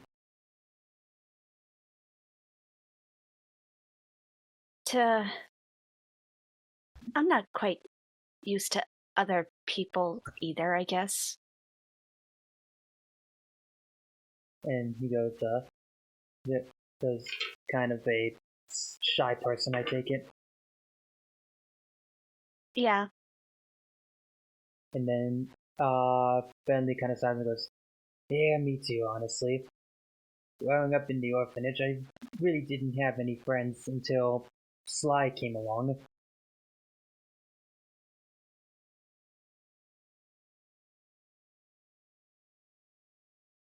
Yeah. It's, it gets complicated. He goes, It's a hard knock life for us. and Ben just goes, well, I mean, at least you have all your other friends out there. Alister, Alexander. Well, Alister acts like he doesn't care. Alexander, he's a bit of a hothead. Jake is always the coffee nerd. Really, that's my only problem. I figured You're not here. Be quiet. You know, it's like elsewhere. Huh. I feel like I'm being insulted. And then he just goes, I mean, sure, they got some quirks, but they're still your friends. And they've all got their features. Like Alister's pretty good at magic, and that Robert, he's pretty creative with whatever that cardboard stuff is. Oh, yeah, Kage. And I've got hey, lucky. Hey, Kage. Hi, Kage. Yay! Okay, so what did I miss? Okay, so to catch you up, you're all infiltrating the nightclub that Clockwork's taken over, basically. Okay. Uh-huh. And, you've all... Except for you at present because you were trying to park the Odyssey. Yeah. Alright, okay, just, I wanted to come in and let you know, I do not have access to Roll20 at the moment, due to the fact that my brother currently, I'm letting him borrow my my computer speakers, because the headset he uses for his computer, because he didn't realize his computer needed speakers. Okay. The headset he used died, so... we're kind of playing hot potato so he can have, like, audio for some of the stuff he does and shit and whatnot. So, I don't know if, because I don't have access to Roll20, if I should, like, you know, not, like, fuck, I wish I wasn't out when, before pre-show, so I could have talked to you about this sooner, shit. No, it's fine, Kage, don't worry about it. Okay, here's a question for you, Kage. Yes. Do you have access to a dice roller of some sort? Yes. Okay, well in that case then... hang on, let me just... where is it? Hang on, let me just see if I can just get this on. Right? Thanks, that? bro. Thank you, bro. Okay. Yeah. Okay. Also, really quickly, damn it, Watcher's Dad, thank you for subscribing. Thank you. Who subscribed? My dad. God damn it, are we My gonna make that dad. joke every time? Dad. Wait, no, is that just like, is that your actual father, Watch? Yes, that's my actual dad. Oh, He's my Granddad. that He's is my actually boy. amazing. He hasn't, like, replied in the comments yet. But, anyway, one other thing of note, Kage, Bentley kind of paired you all up. You're gonna be going up against the Contessa when we get to your turn. Oh boy, I get to beat that bitch again. You get to fight Yeah, the she- spider. Yeah, she gets to play with a spider. Yeah. Oh yeah. What was the name of the alligator lady? Miss Miss Ruby. Ruby. Miss Ruby. Yeah, I hypnotized her, put her into a cooking Yep. pot, and stole her ruby from her stomach.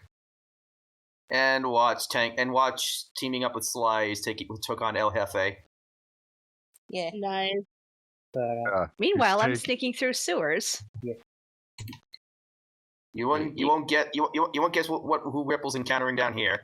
you'll find Oh. out. Is just she saw someone. encountering the frog? Yes. Yeah, Michigan J Frog. Can you see the stream then, Ripple? Or, I mean, no, sorry, Kage. Can you see the stream, or is it paused? I can see it. Okay, that's all right then. Okay. Alright, anyway, where were we? Oh yeah, Oh jeez, and Watchful's coming in super soft, son of a bitch. I know, like, Yeah. we're Yeah. having issues with that, and I don't know why that is. It's Okay. not too bad right now, so I know. Yeah. Next week, I think I'll bring the Yeti out because it's kind of becoming troublesome dealing with this. But anyway, oh yeah, we were with Bentley and Mireille, and Bentley was talking about how that Robert is gifted with whatever that cardboard stuff is. Friends may not always be what you expect of them, but they're always what you need of them. Kind of like Lucky. And Lucky lets out like a little. What is Lucky at the moment? I had him change into a mudkip.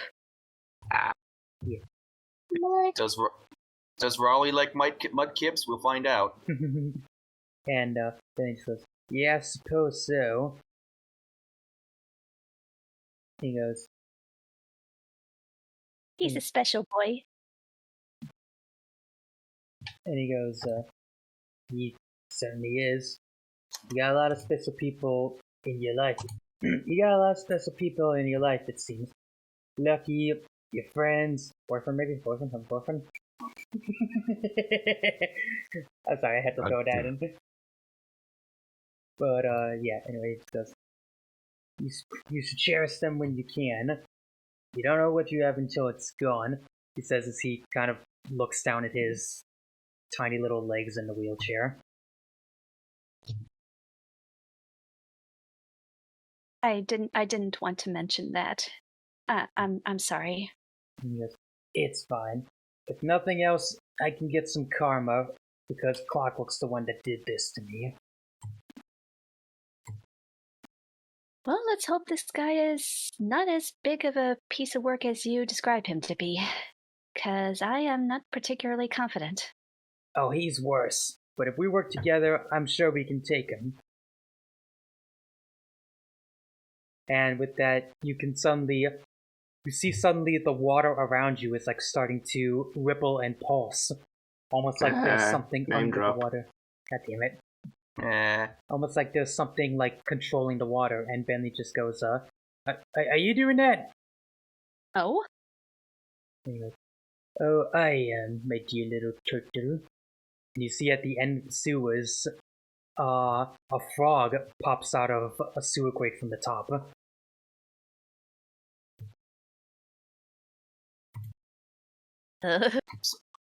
Oh no. And then he just goes, so Raleigh.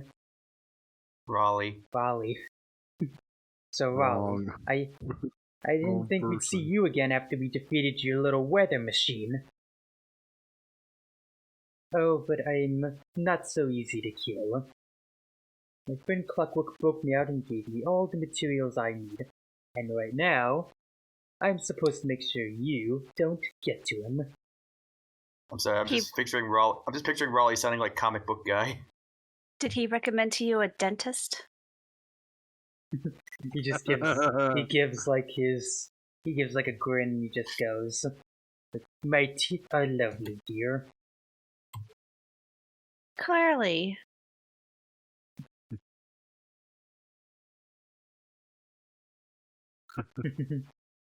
Clearly.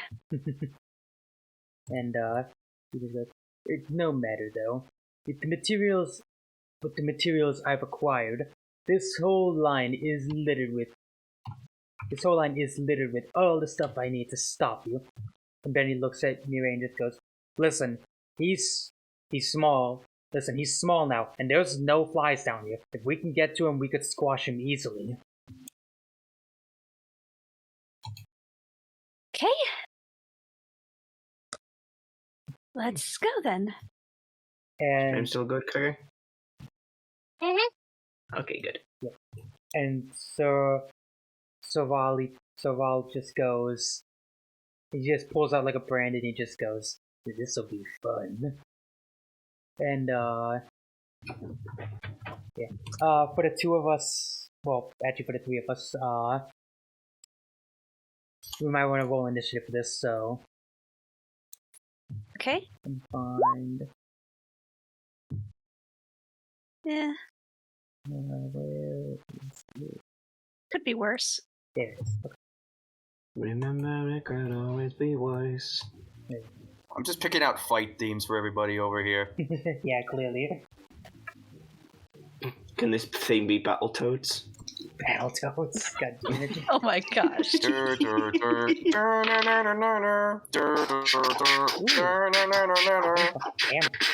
Nice.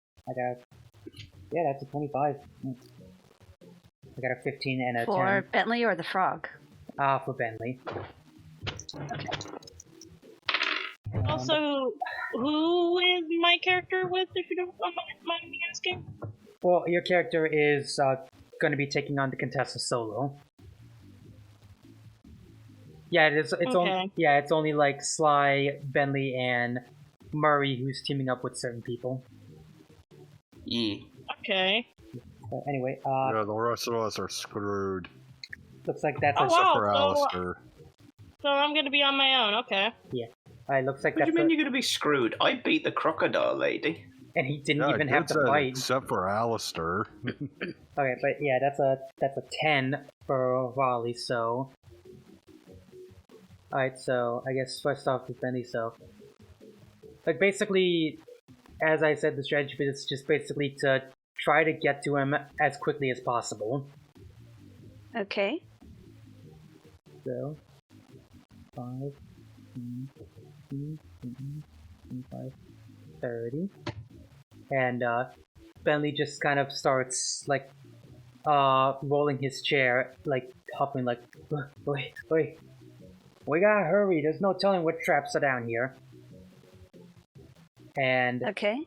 as he rolls, one of the paneling suddenly, like, clicks, and a big log starts rolling down to try and take him out.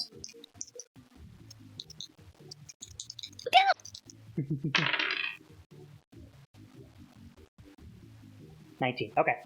Bentley, like, looks, and he clicks a button as his jetpack activates, and he hops up over it. And he goes, that was too close. He goes, careful, I think some of the flooring is booby-trapped. Like, Ron goes, yes, indeed, little turtle. And with that, it's Rollins' turn as he's going to move up a little. Like, kind of just hop up, like hop, hop, hop, hop. It's just a hop, skip, and a jump. Yeah. As he gets a little closer to you guys and just goes, I want a very close view when you guys get squished. Alright. Mean green killing machine indeed. Yes. Now it's, your turn. okay. I'm assuming that this is water. Yeah, that's water. Yeah, that's putting it nicely. And I'm assuming that the gray areas are just, it's not walled, right? We can see each other? Yeah, it's not walled, that's just like grates below your feet. Okay. Let's see. I'm gonna be carrying Lucky in my arms. 1, 2, 3, 4, 5. Let me measure something real quick. Gonna have to do one more. 6. I'm gonna hold Lucky in my arms, kind of look at the frog, and I'm gonna look at Lucky. Mudshot. Haha. Mudshot, alright. Give me an energy roll with a d20 plus a d8. Okay, 1d20 plus 1d8. Not bad. Yeah. Could be worse. Not too bad, could be worse. Exactly. Mudkip kind of and fires a mudshot as as Rolling just that's like rubber, and the mud plops him right in the face. And good shot. And he kind of just his eyes open up in there, and he just goes, "Oh, nasty," and he wipes the mud off. It's the sewers. What do you expect? He lets out Name me a sewer level that was any good. He lets out the one from Resident Evil. Touche. He lets out a little growl as Bentley goes, "That's it, Mireille. Keep the pressure on him." And with that, Bentley's gonna. I guess there was also actually. I guess maybe there was also the boss fight with Killer Croc in Arkham Asylum. Maybe.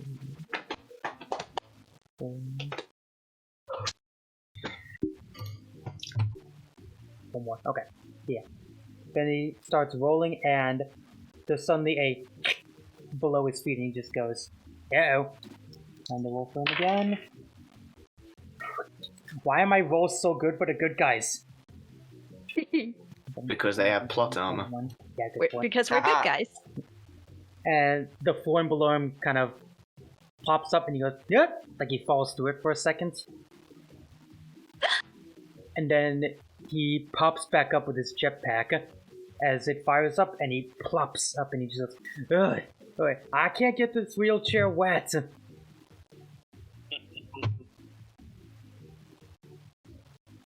And then he looks at Sorrel and he just goes, alright then, my turn. And he pulls out his binoculars on there and a little crossbow comes out of that. And he just goes, time to go to sleep. Fucking hell, 22. Oh, hell. And the dart, pew, fires. Pews and fires and it hits Sorali like right under his chin and he just like he tries to like rippets it off, but it just remains stuck in his neck. So he's a frog. Does he even have a neck? Well, I mean, there's the big like gizzard thing that inflates when a frog rippets. That's what I consider the neck. Yeah. Okay, that's fair. So, oh, that's actually really good. Okay. And he's just kind of like checking up. He's just like, your darts will not work. Why is the wheel spinning? Good night, mommy. Yeah, my mom used a computer. She went beep. Hello, baby. Hello. Hello, Time to go to bed. Time to go to bed. I got shot by an arrow. Why am I not dead? And Really should go see a dentist. while he kind of looks at Mireille and just goes, you don't make fun of my teeth. And he pulls out like a little switch and clicks it as a bunch of water cannons sprout up like right here, come on, there we go, here, and here. And they point at Mireille. Up there. Here, here, big one here. Alright, so, Here. so Another one here. give me an agility check. Oh, goodness. Okay. Okay. Alright, good, you actually beat it by 1, good. The cannons fire, and they start firing like concentrated water as you jump back, and the water's actually so strong, it kind of bends the grate you were sitting on a little bit. Ugh. And Benny just goes, still making your steampunk traps. He just goes, hey, you don't tell me what to make. You're not my real dad, Turtle. Alright. We're both amphibians, but fuck you. Alright, Mireille's turn.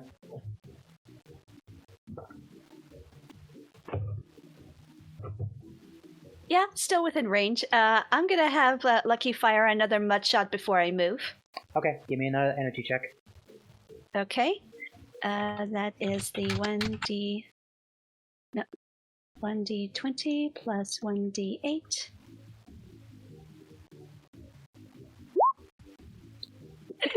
Okay. Exact same roll, nice. The exact same roll. Yeah. Goes like a dewey, and it fires it at his hat as it flops off. And he just goes, actually, I'm just gonna do this. It fires at his hat, and it like flops off, and it clinks on the ground and falls into the water. And he goes, bloody hell, my lunch was in there. Egg and chips with egg and chips with damn pudding. And he jumps into the water. More pudding? Is he British all of a sudden? He's supposed to be British, kinda. Let's go, Lucky. 2, 3, 4, 5, 6. Actually, he's defeated at this point. Yeah. He jumps in and grabs his head and he just goes, I will not stand for this. And then you suddenly see the currents like starting to pick up, and Bentley just goes, "Oh, would you look at that? It's post dinner time." Oh. And a big rush of water. That's all I'm gonna say. No one fucking say anything else. A big rush of water comes in, and he just goes, "Oh, poop," and just gets rushed away by the water. I'll get you next time, Gadget. I'll turn you. Hang on. I'll turn you into bloody turtle soup next time. Next time I will serve you with fish and chips. And Ben, I'll pass on that. Benny lets out like a big sigh, and he just goes, Mary, you did a great job. You did too. And he goes, we should probably get out of here before the water level starts rising too much. Yeah. I guess you could say this little escapade with Raleigh left him all wet. Ba-dum. Get the fuck out. Never. Don't worry. Running. Don't worry. He just looks like he croaked. God damn it. Alright. Thinks it here. Anyway, I think next He croaked and he's sleeping with the fishes. We're gonna resolve. We're gonna do Magnolia next. Oh, okay. Yeah. Magnolia enters in through a back area. Oh, what's up? It's just sort of like, oh, there's now a little tree stump. Oh, yeah. Yes. And Magnolia enters through the back entrance and follows the schematics towards a room marked garden, actually. And she enters it to see General Tsao kind of sitting meditative style on the stump. This encounter is going to be interesting. Yeah. Because if y'all know anything about what this guy's personality type is in this game, then well, yeah. Yeah. But see, I think Pros knows. I have a vague enough idea. But yeah. Yeah, well, let's just say you're gonna enjoy kicking his ass. Yeah. Anyway, I'm sure I will. General Tsao opens. Magnolia's just kind of walking around the garden. I'm sure it's a very nice garden. She probably thinks it's very pretty. As he does, General Tsao opens his eyes and he just goes, "Well, hang on, I gotta find his voice. Well, and who is this pretty lady who stepped into my garden?" Oh, that. Do forgive me. I didn't mean to. Do forgive me. I didn't mean to interrupt your meditation. Oh, not at all. You didn't interrupt anything. I was merely enjoying this fine garden, he says as he starts walking down, getting, slowly and slowly closer to Magnolia, and just goes, "Though I must say, I did not think that anyone else would be here besides Clockwork's men."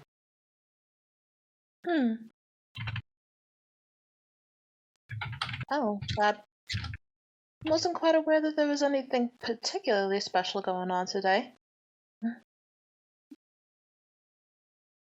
I just happened to find my way here. And he goes, "And it would appear I am in quite luck. I now have a very beautiful woman in front of me." I do appreciate the compliment.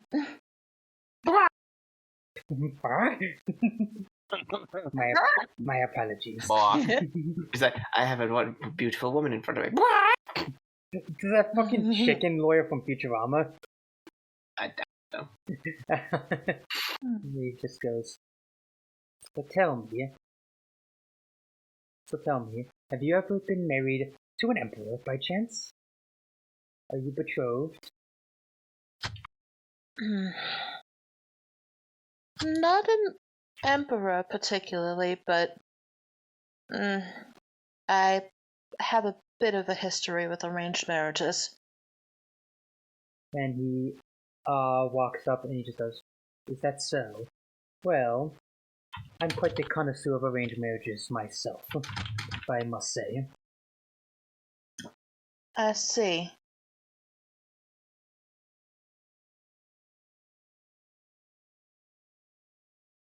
And then he kind of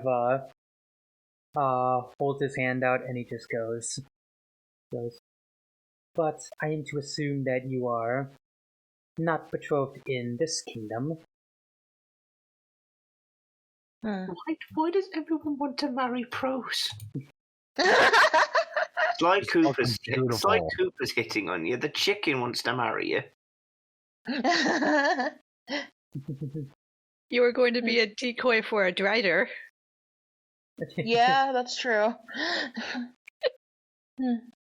I don't quite have any ties in this place yet, so no.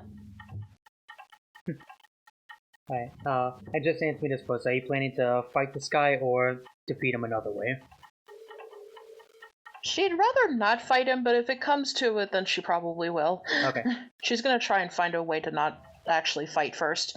And he just goes, well, just so you know, if you were my wife, I would treat you like a goddess. I would worship you. But remember, I'm also a man of simple values. You would serve me just as much as I did you, possibly even more.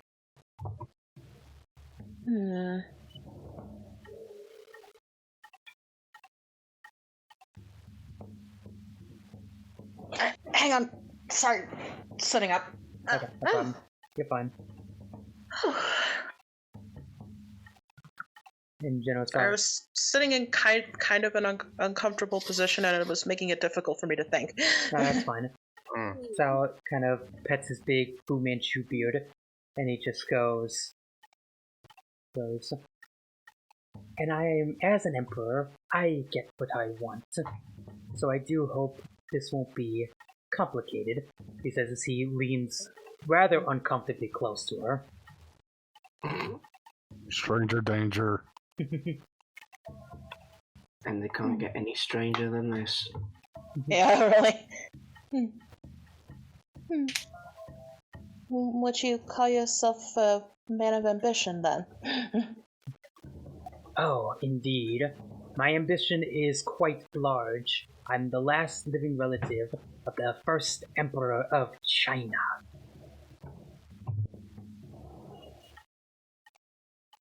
Interesting. I am the Emperor Kung Pao. Fucking oh, okay, you're sounding much louder. Okay, that makes this easier. Yeah. What was it? I got a little lost there. What did he just say? He just said that like his ambition was large because he's the last child of the first emperor of China. Emperor Kung Pao. Yeah. Very old.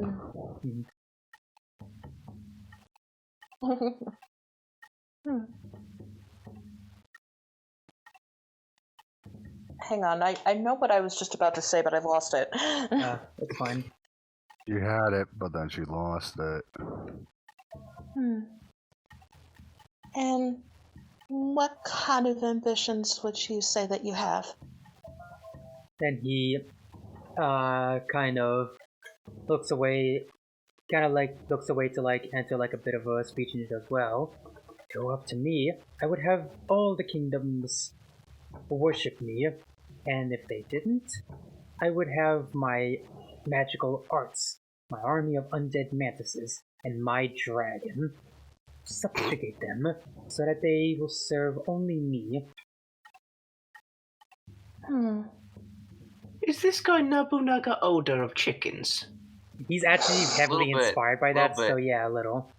Jesus Christ. Anyway, go on, Pros. Fuck.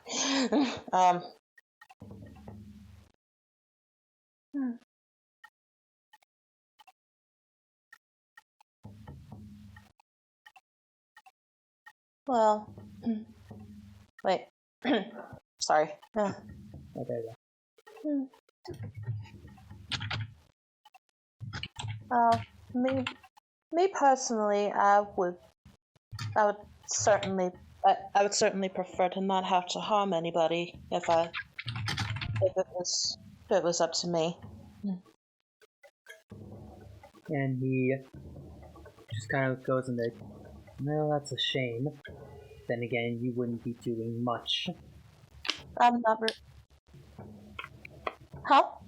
Sorry. And he just goes, that's a shame, really. Of course, then again, you wouldn't be doing much anyway. I just don't necessarily think it's. I just don't think it's necessary to harm. To necessarily. Well, oh my god. Words. Yeah.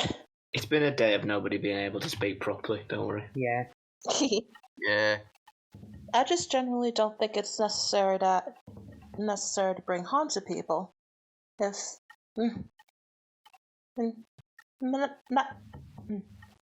times out of 10, most people are willing to talk things out. At least that's my personal experience. And then he looks towards Melian and just goes, and tell me, I know who you are. Do you seek to hurt me? If I don't have to, I would like to not to.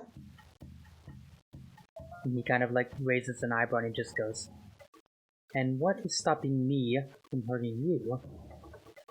If you don't mind me asking.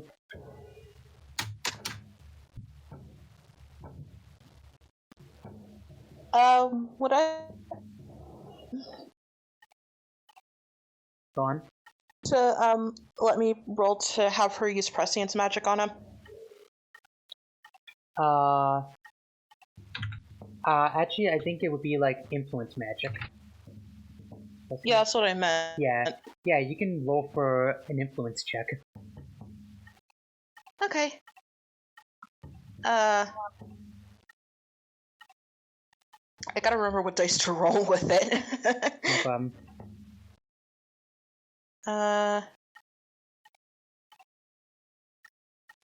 Say it's a D6, so she has a 2 in influence.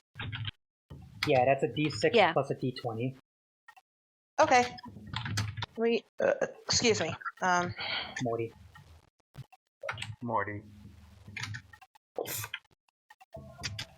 So, the 20 roll came out to a 19, and the D6 is a 6. Okay. Damn. Okay. That's better than Alister's roll. Mind controlling the alligator. Yeah. That's funny. Magnolia just kind of kneels in front of him and smiles warmly, just like, I don't think you particularly want to harm me, now do you? And she just like boops him on the beak. He kind of like lets out a little fuck at that. And then he kind of rubs his nose and he just goes, you are a peculiar woman of a modern time, it would seem. You could say that.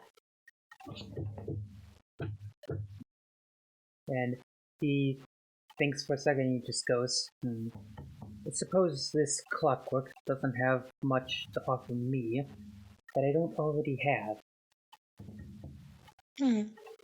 If you're already in number, you assuredly have plenty of power already, don't you? Indeed I do. Even if the respect is given out of fear, I do not mind it.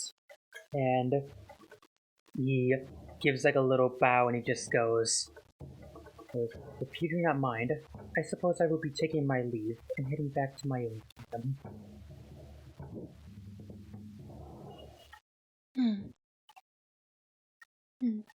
It was lovely to make your acquaintance.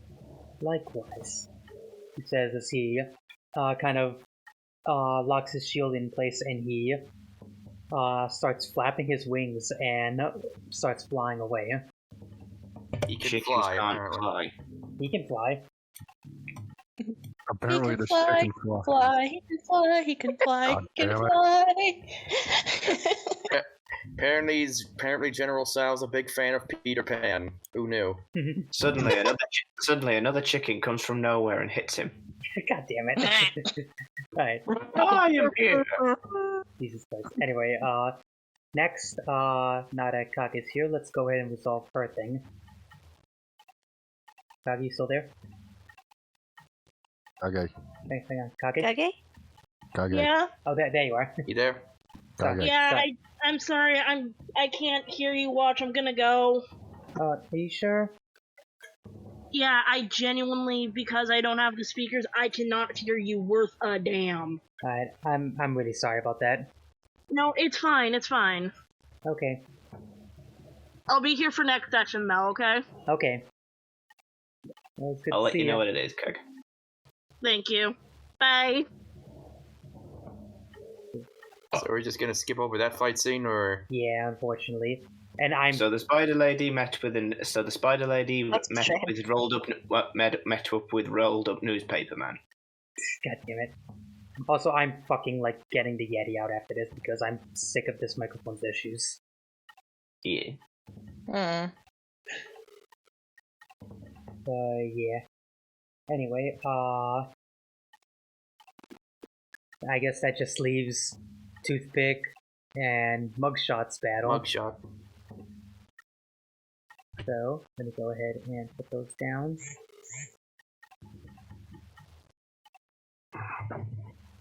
There we go. The Murray. Dumb Murray, yes. Anyway, yeah. And We, stares with an arrow. yeah, I was Is this Avatar? This way. this way. Anyway, We just lost somebody again. We lost pros. We lost bros. aw, No. give her a second, I'm sure she'll be back in a second.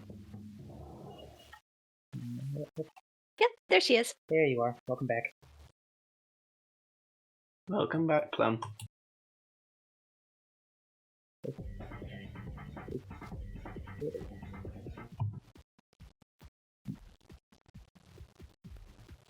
Anyway, what was that? Oh yeah, I was putting down,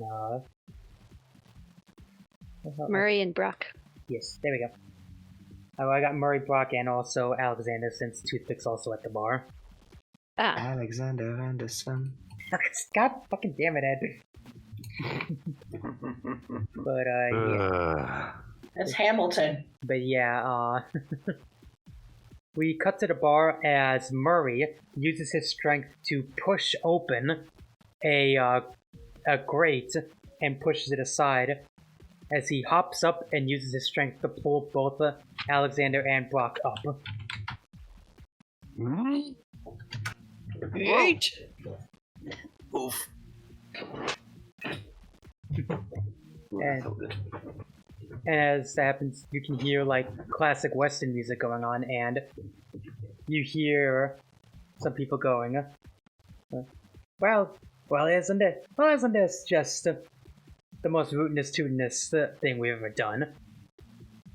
And Mozo just goes, I don't really know what you're talking about, but I'm sharing drinks and we got nothing to do anyway, so yeah, I think life's pretty good. And Murray, says, I think that's them, guys. Really? What was your first clue?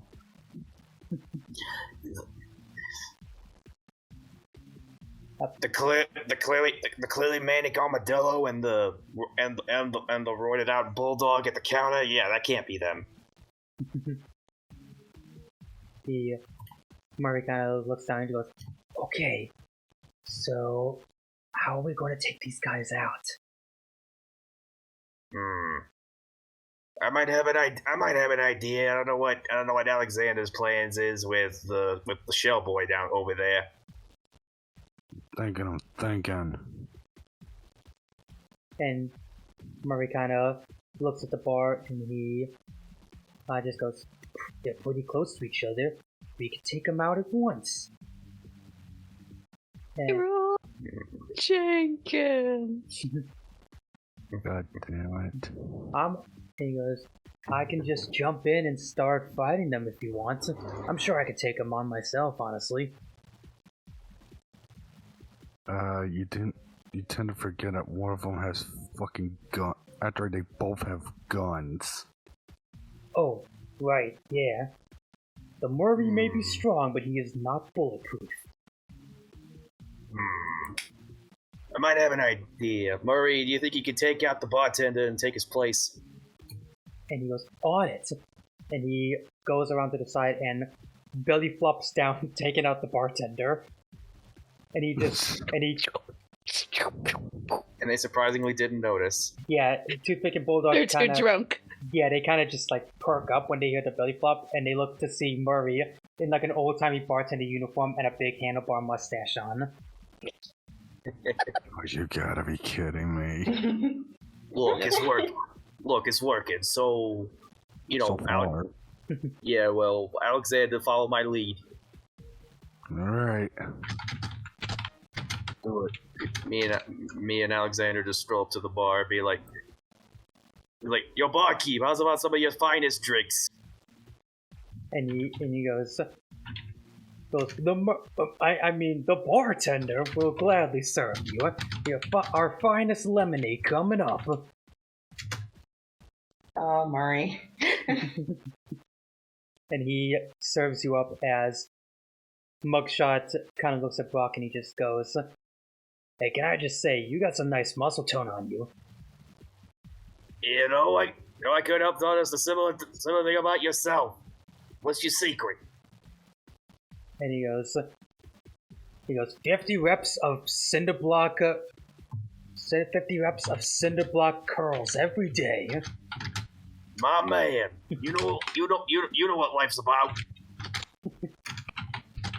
And Toothpick kind of looks at Alexander and just goes, and who's this little pipsqueak in here? Who are you calling a pipsqueak? Nah, Who are you calling Pinhead? Don't mind my chum here. He's a little high strung. He just needs a couple drinks to tide him to tide him off. Yeah. Well, somebody needs to be the designated driver. So That's fair, but come on, man. Even the driver needs to have at least one drink. Yeah, he's right. Let's have a round of drinks. Bully! Hey, bully! Oh, thank God we live in this time period. God damn it. Yeah. And Murray serves you up all a bunch of drinks, and Mugshot just takes it and downs it like almost immediately. I down my drink. I leer at Mugshot, being like, "Oh, you want to do this, boy?" Boy, here we go. Mugshot kind of leers back, and he just maybe I do want to make something of it. Challenge accepted. Barkeep, fill us up. And serves him again. Brings out the drinks, and he starts chugging it again. More. More. Good. Another. Another. We just both break our glasses on the floor. Okay, so how we're gonna resolve this? We're gonna have a fortitude off. So give me a fortitude roll. Okay.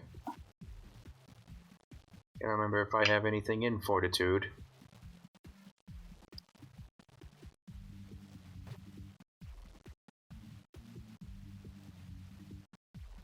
Also, while Brock is downing his shots, he's noticing the guns that Mugshot is packing, and he's just getting ideas in case things go south. Right. I don't think I have anything in fortitude, so... Oh. If you have no ranks, it would be a d20 plus a d4. Okay.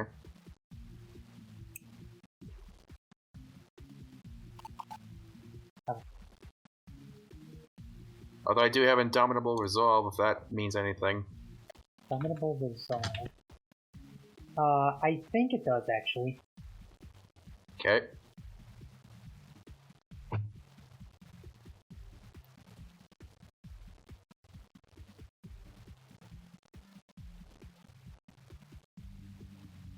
There we go. Oh, what's up? Hold on. Yeah, there you go. Thank you. Wait, what? Oh, the GIF. Oh, The Thor gif. I'm so confused, like, what's everyone talking about?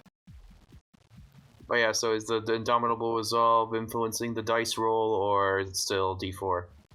I believe with Indomitable Resolve,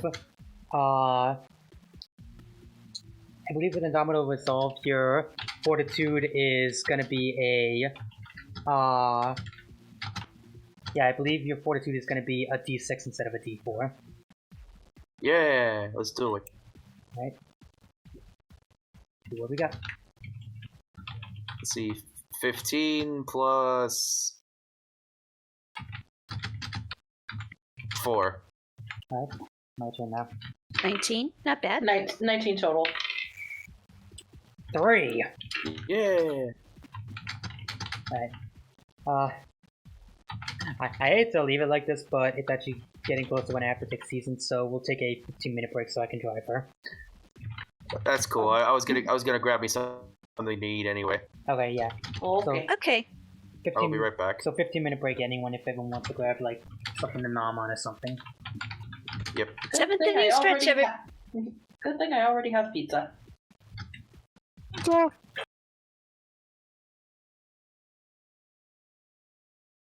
Yeah, anyway, let's resolve this. Anyway, I was gonna say, yeah.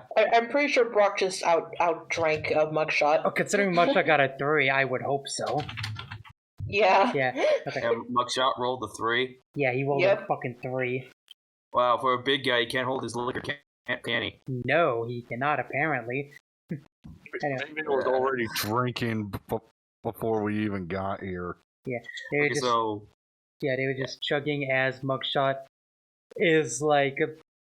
He's beating you in quantity, but it's that kind of thing where he's drinking and just doesn't stop drinking because he doesn't know what to do. Meanwhile, Brock is just stone cold. So Murray must have slipped him something or other. Stone Cold McLaughlin. I know, right? Yeah.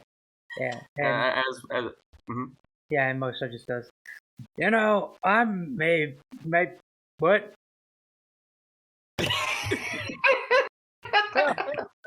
We wait all this time for Jake to come back, and the thing he says is, what? Yeah. Brock with Mugshot being all boozed up, he goes up to him and be like, hey man, can I ask you something? Yeah, ask me anything. Can I borrow your gun? Yeah. Just a... I'm gonna Just have... what? Just a moment. Just a moment. Just a mo. Yeah. Can I borrow your gun just for a mo? Just for a mo. Yeah. This is a mom. Oh, you can borrow my gun, of course, brother. And he hands him his, like, 2 fucking, like, giant Tommy gun revolvers. Brother, what is he, Monty? Oh, better Why keep gonna fucking shoot him? Brock snags his guns with his metal arm and assimilates with them. Wait, you a Borg? He's gonna fucking shoot him. It's like, and the second Brock grabs him, he's like, Alexander, now!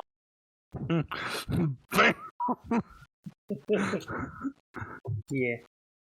And, Murray hears that and also rips off his clothes to reveal his outfit. It's like, Alexander, Murray, now!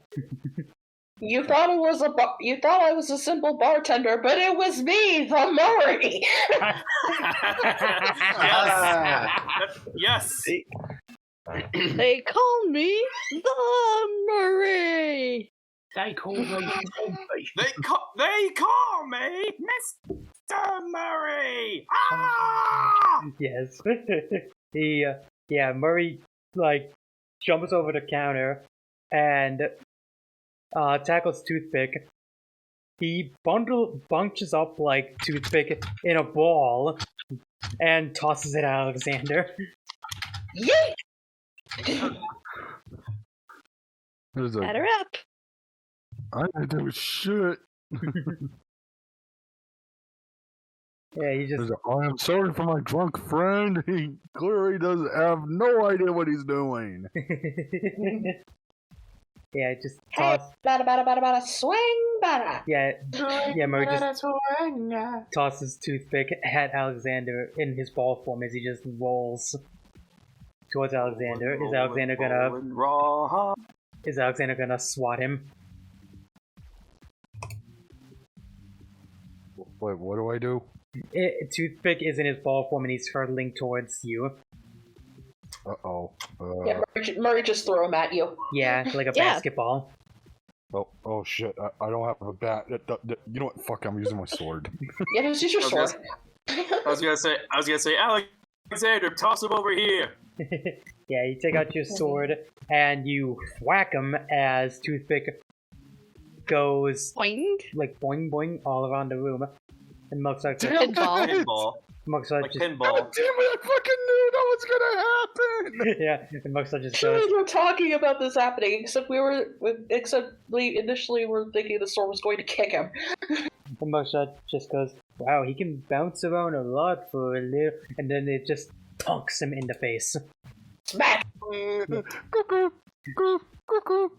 Yeah, exactly. They're both just sitting in a pile of each other with those like cuckoo birds floating around them. I'm just picturing like, you know, Toothpick just bounces off of Mugshot's head, birds swirling around him, and I just flick him down, just knocking him out. And Like after, Hello, after Lizzie. Toothpick. yeah, Hey, and you thought I didn't have. and You thought you didn't have what? And you thought I didn't have a plan. I just didn't expect that one like that. and Well, maybe next time you don't doubt me next time you don't doubt me in the battle. I wasn't exactly doubting you. Yeah. and Maybe I'm just high and mighty because, you know, when Brock just pulls out his new double turret weapon from Mugshot's guns. Because I got this puppy for the final battle. Oh boy. Like imagine the turret gun from Conker's Bad Fur Day, and that's just in his arm. yeah, Oh god. and For the first time we encounter a side bug in Wreck-It Ralph. yeah, and Murray walks over and gives you both like a giant bear hug, pulling you in. Yeah, victory! And he goes, the Murray is honored to consider you both friends. You can ride in my van any day. I'll even let you ride Does he shotgun. literally refer to himself as the Murray? Yes, Yes, Yes. he does. that's his whole thing. The Murray. Yeah. It's like, But yeah, he just goes, the Murray will let you ride in my van any day. I'll even let you ride shotgun. That's great. Throw in a box of donut. Sorry, you go. That's great, but can you put us down now? Can't breathe. He lets Throw in a both of box you of go. donuts, my guy, and you got yourself a deal. But yeah, he lets you both But go. Bentley. For now. For now, though, let's clip some giant metal owl wings. And he goes, right, Yeah. let's finish this, he says, punching his fists together. And, okay, before we move on to the final boss, I want to ask how you all feeling. Feeling Pretty good. good. Pretty awesome. I'm good. Considering me and Storm took out Toothpick and Mugshot in a drunken brawl, that was fun. What about you, Ed? I know you're in a different time zone from us. How you feeling? It's 10:15, so I'm good for a while. Oh, wow, really? Okay. Alright then. What? I thought it'd be later for you, okay. Yeah. Alright then, in that case, let's keep going. Excuse me. Nice. Aww. Okay, so, for this, we are going to jump back to Mireille and Bentley, as since they were in the sewer, they were the first ones to arrive. as we kind of cut into like this almost steampunk-like factory, and we see this little storm grate as we hear a and little oh god, why am I blanking on the word? Little drill bits are like holding in place as they slowly rise up and tink out before a mechanical arm lifts the grate up and away as Bentley hovers up and kind of helps Mireille up. Open away! Tink's down there. Well, we're out of there now at least, so you should be okay. You okay, Lucky? And Lucky gives like a little nod, a little wee. I don't know what sound a mudkip makes. It goes, Mud! Mud! Man. Yeah, he just says a little man. And Yeah. Rub the side of his head affectionately. and Benny just goes, and Benny looks as you see this factory, like this almost steampunk-esque factory all around you, as Bentley just goes, what on earth is Clockwork planning? Oh.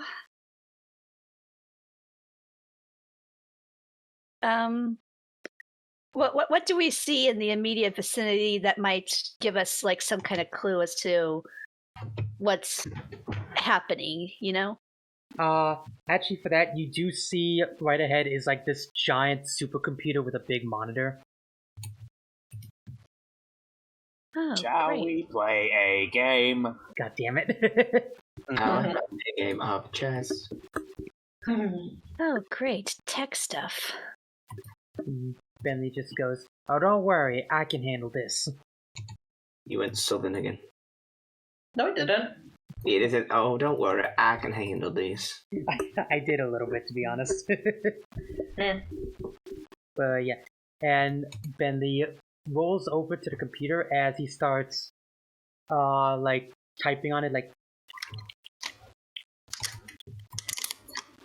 Yeah. And I'm gonna take a really quick look around to see if there's anything like if there are any guards or if there are any automated weapons that might sense our presence. Look around for anything like immediately dangerous. Okay. Hardware the perimeter. Yeah, if you want, you can make a perception check if you want. Okay. Intruder alert. Intruder alert. I love the fact you say intruder alert as a moth lands on my computer screen. It's probably really dark in there. Yeah. You look The around. mighty monarch. Wrong animal. You look around as you can see. Actually, you can see like almost husks of mechanical beings that are clearly meant to be like some kind of almost battle robot, you could say. Like lining the halls, like hung up by like magnets, almost like they're waiting for a host of some kind. Those droids? Roger. Roger. We'll see if they're. I'm glad you got the fucking- reference. If they're fucking battle droids, I swear to God. Yeah. And Roger.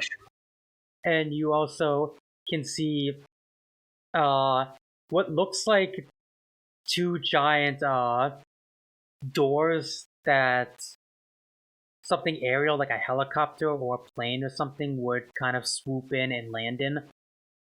My rafflecopter goes.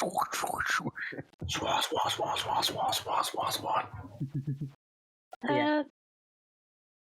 Bentley, how big did you say this Clockwork guy is? And Bentley just goes, pretty big, honestly. Why do you ask? Like maybe just small enough to fit through those doors, should they open? And Bentley kind of leans over the computer and looks up and he just goes, "Oh, those could definitely fit Clockwork, but they look too big even for him." That was a very contradicting sentence. They look too big even for him. Like, they're big enough to fit him, but if it was meant to fit him perfectly, they'd be much smaller. Like, it's almost like it was meant for something else. Oh. I'm not liking the look of this. Are the others supposed to meet us here? And Benny just goes, "Don't worry, my wheelchair has a tracker. They should be here any second now." And with that, some of the first people to arrive are Robert and Sly, who they walk in. Actually, hang on. No, retcon, sorry. Then he just goes, "There is one thing I gotta do though," and he clicks some stuff on his computer, and you hear "Tick," and there's a door with like a green light over it. And the second it's open, it plops open as as Murray, Brock, and Alexander flop through. Whoa! I'm okay. And he goes, "Oh, good. There you are. Sorry. We're okay. We're okay. Looks like the first are here." No, what's in here? He goes, As he's right, we should keep our voices down." Oh, sorry. We just got back from the bar. Clean those mooks' clocks, I'll tell you what. And are you drunk? I swear to drunk, I'm not. I swear to drunk, I'm not God. Oh my goodness. Oh man, hey, you made me drink my spill. No, it's just like I haven't heard that one drunk. before. You may be drunk, but I'm in pain. What did you say, Watch? No, I just said I've never heard that one before. That was new to me. Swear to drunk, I'm not God. But yeah, as it happens, the next people to come are Robert and Sly, as they're both kind of patting off like a bunch of soot off their stuff. You two come out of a chimney or something? And Sly just goes, let's just say El Jefe's a sore loser and turned a cannon on us. Oh. At least you didn't have to crawl through a sewers with a frog who is in desperate need of a dentist. I did not need a dentist. And next, Alister is the next to come by, along with the Magnolia. And I'm also carrying the chicken. Where did the chicken come from? The crazy crocodile lady was going to cook it, so I just took it. For no reason. Just to have. Pretty much. Hold on. Speaking of her, Alister, do you have what I asked for? Oh, right. Just pop into my back pocket and just swing it towards her. You'd be surprised what you can get away with when you include a hot bowl of oil. Oh my God, you boiled not her going alive, to ask. Probably best if you don't. Magnolia just takes the ruby, and I'm gonna assume she probably has a bag, so she just puts it in the bag. I never had boiled crocodile. Tastes like chicken, from what I'm told. Don't mind him, people. He's just drunk. Oh dear. Do I even want to know? Hey! You're the drunk one. Jesus Christ. Basically, Brock joins the bulldog to a drinking game. Drunk him under the table like a bitch. And let's just say everything else just went to hell. Oh, come on. It was funny. I'm gonna take you to Vegas when we get out of here, buddy. Our next order of business after we deal with this is to get him some water. Agreed. And I'm half tempted to have Lucky turn into a Bulbasaur so we can vine whip his mouth shut. And as it's all happening, you can suddenly kind of make out Bentley's face kind of goes like a little pale, and he goes, guys, you might want to come see this. Magnolia walks over to where Bentley is. What's the matter, dear? And he goes, well, I got bad news and worse news. Wonderful. Bad news. That's the best kind of news. He clicks some stuff and he opens a file marked Operation Chronos. He clicks it and you can see on it it's a picture of Clockwork, like completely reassembled. And then it suddenly starts like adding on more parts, like talons made from an even stronger metal, eyes that somehow look even more like piercing, stronger wings, a stronger plate, a stronger heart. And he just goes, I think Clockwork is using this to find parts to upgrade himself. Oh, wonderful. Which means he's gonna be a lot tougher to beat than we first thought. It won't just be Is much. that the bad news or the worst news? That's the bad news, because if these upgrades happen, he won't just be immortal, he'll be indestructible. Oh, dear.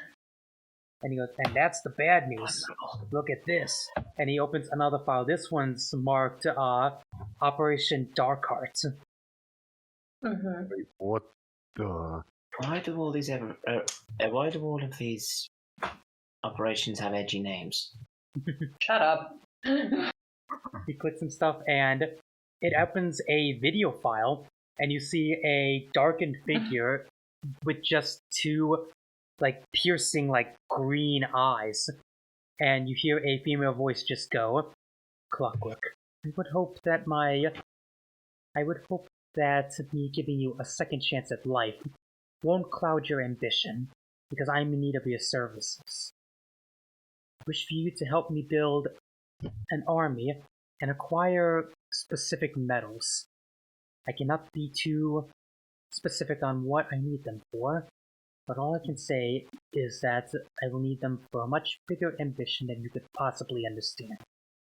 And in return, I've been mulling over your upgrades since you died. If you help me with this, bring me my army, bring me my metals, and help me with my own operation, then I will give you the upgrades you need, and you will be so strong, Sly's ancestry will be lost forever. Oh. Who the heck is this bitch? Dear God. And almost like on cue, it looks like she looks directly at all of you, and she just goes, and you can just call me the Goddess of Darkness. Wait. I had a feeling. Wait, could you actually fucking hear us? And before any answers could be dissolved, the video closes on its own. I guess that explains these droids. Like droids? Mm-hmm. We're about to have company. And Bentley just goes, but if she wanted an army, maybe that means we can stop them. It looks like they haven't even been activated yet. Oh, don't jinx it. With any luck, they were meant for the people that we just chased off. How many of these machines are present? Like hundreds of thousands. Okay, there goes my theory then. Thank you, Windows. God damn it. And Bentley just goes, well, maybe I could do something. I could maybe wire the computer to self-destruct. Wait, that would help, I think. But the second it's activated, we're gonna have to run like hell. Fair enough. Well, what's our time limit once the self-destruct sequence starts? And then he does some calculations and he says, 2 minutes max? 2 minutes. I know it's Man, back on. man, they ended up to have lunch at the buffet. Knock it off about the freaking What lunch. did you even just say? That ain't time to have lunch at the buffet. I wanted to try that chicken. I used my power glove and just hit Brock at the back of the head. My God. Wow, what the hell, man? Okay, that's Feeling it. better? Lucky. And, It might not. oh, Jesus. Ow! Ow! What the ever-loving Lord of Hazench? Yeah, Storm, that's you. You're staticking. Oh, I was gonna say, did that was you. Yeah, you were you went static. static for a minute? I didn't hear shit. We were being hacked by the Decepticons.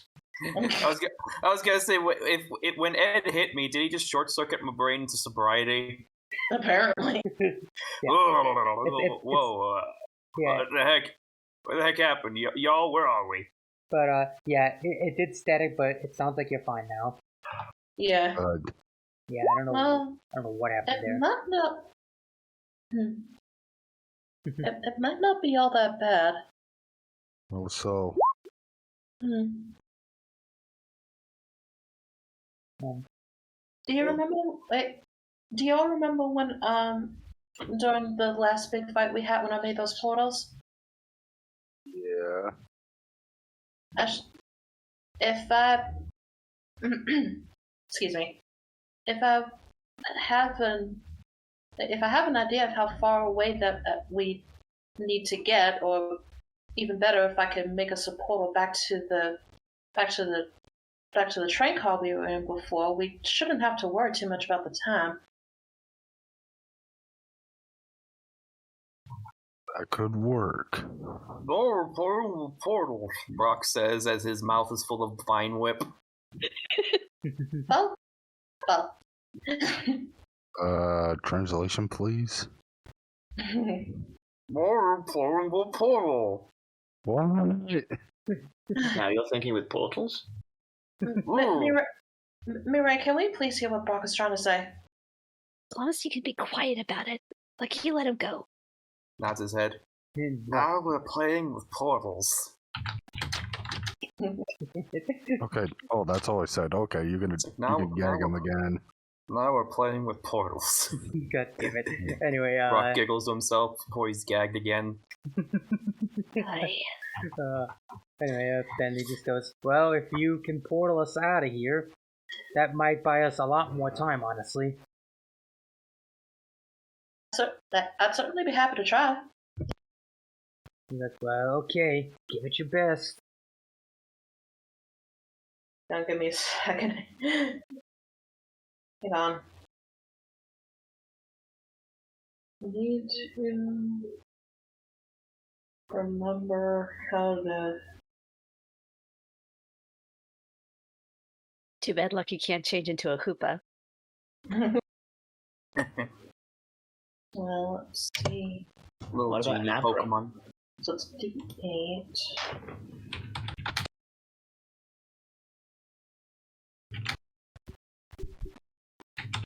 Let's see.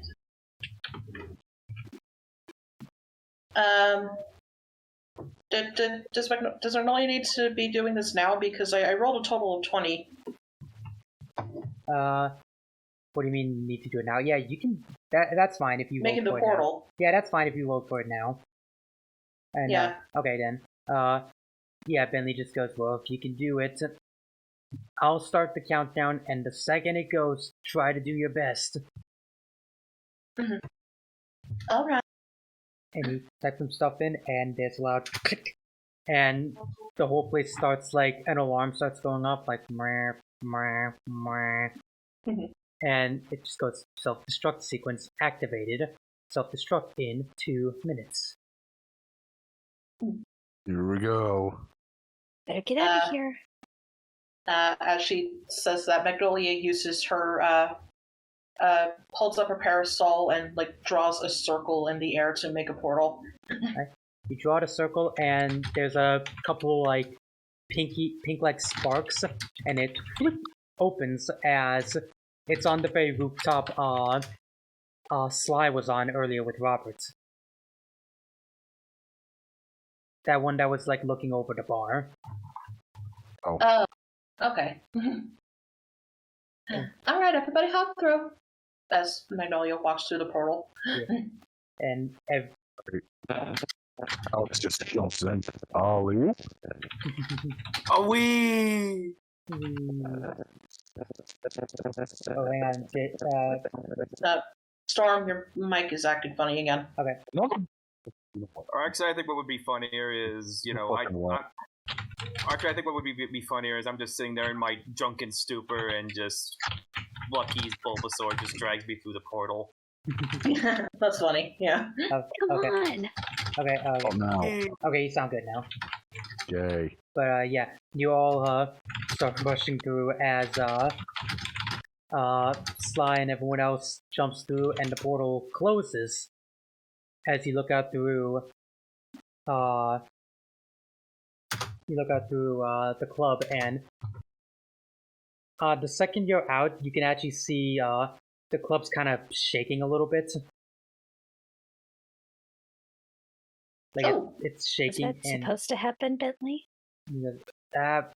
Maybe I miscalculated and it's going off sooner? Oh my god, you gotta be kidding. And then, but as that's happening, the club suddenly starts to rise up, and 2 giant metal wings slice out of the ground. Oh dear. Oh no. Paris Club is falling up, falling up, Damn it. falling up. And Paris Club is falling up, my fair lady. And damn it. And somebody please hit him. And as that's happening, Sly goes, Magnolia just bonks him on the head with her parasol. Or splash him with water. Murray just goes, Bentley, what's going on? And Bentley just goes, I don't think we were in a club, guys. We were inside Clockwork. And the whole building shatters as a giant metallic owl swoops up into the sky. And Sly's just looking up like Slackjaw, just going, I don't remember him being that big. He's fucking huge! He's bigger than a bread box! No shit, Sherlock!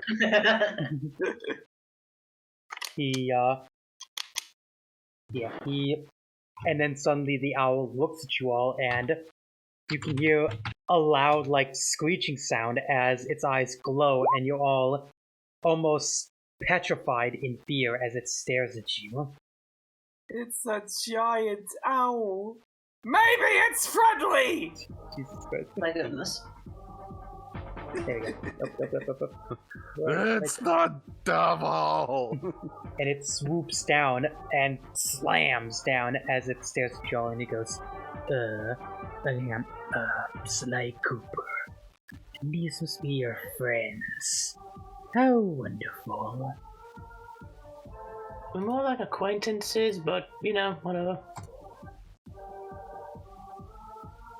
Well, whatever you call yourself, I'm afraid this is where your story ends.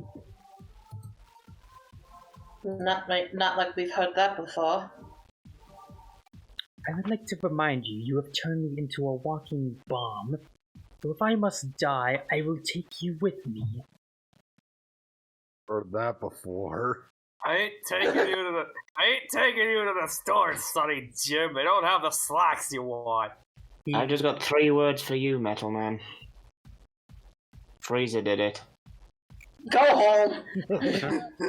Clockwork rises up and clamps his wings on the roof of the building and rips it off as he starts flying into the air with you guys. Whoa. Oh. Wow.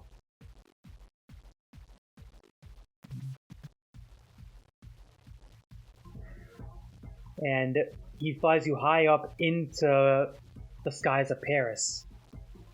And he just goes, "Whatever you have heard before, I will make sure that you suffer a great death."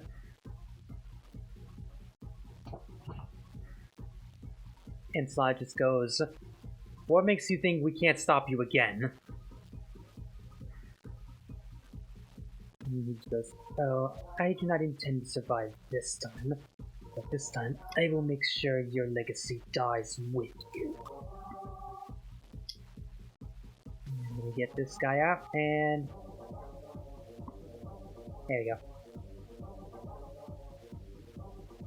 So if you meant for us to be on a new map, we're still in the bar. Sorry. Yeah. I'm still. There you go. Okay. Oh God. My God. Holy mackerel. I'll say it again. Maybe it's friendly! Maybe. Yes, and maybe it's a Maybelline. I beat you to it. God damn it. A trash can. Okay. Now, hang on 1 second. I'm up in his room. Oh. Come here. Wow. The heck was that? I think Jake's mom entered his room. Oh, okay. Yeah. And he just, Stretch. Yeah. Anyway, he just. And where's Lucky? I'm gonna give Lucky his own character sheet next time, I swear to God.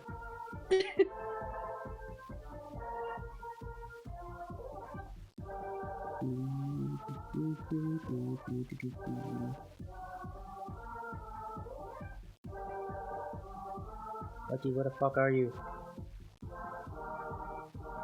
Lucky! Where are you? Oh wait, I literally just saw it. There we go. Yay.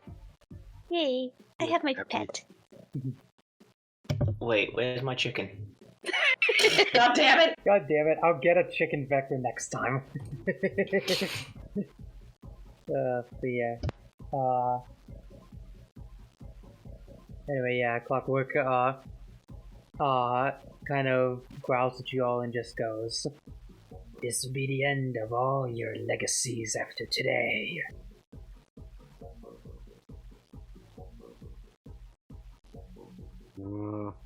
Anybody have a plan? And Sly twists his cane and he just goes, "Do what we do best." Knock some sense into him. That was good a plan. Wait. That was good a plan as any.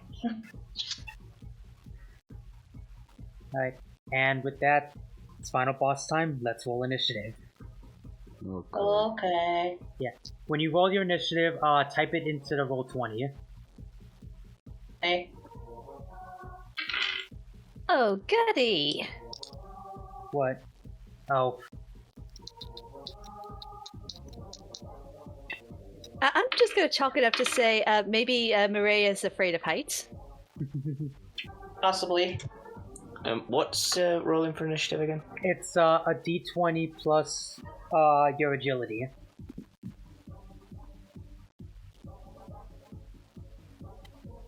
D20 plus agility, okay.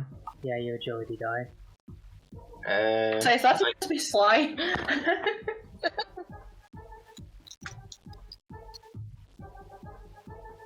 Alrighty. Alright, just a second. Okay, looks like you got yours already. Yep, you got a 19, same as Alister. Yep. Very nice. I'll just put it in here just for the hell of it. There you go. Okay. Well, Bentley didn't do much better. Oh shit. I almost knocked one of the dice off. God damn it. Oh my god, I'm 9.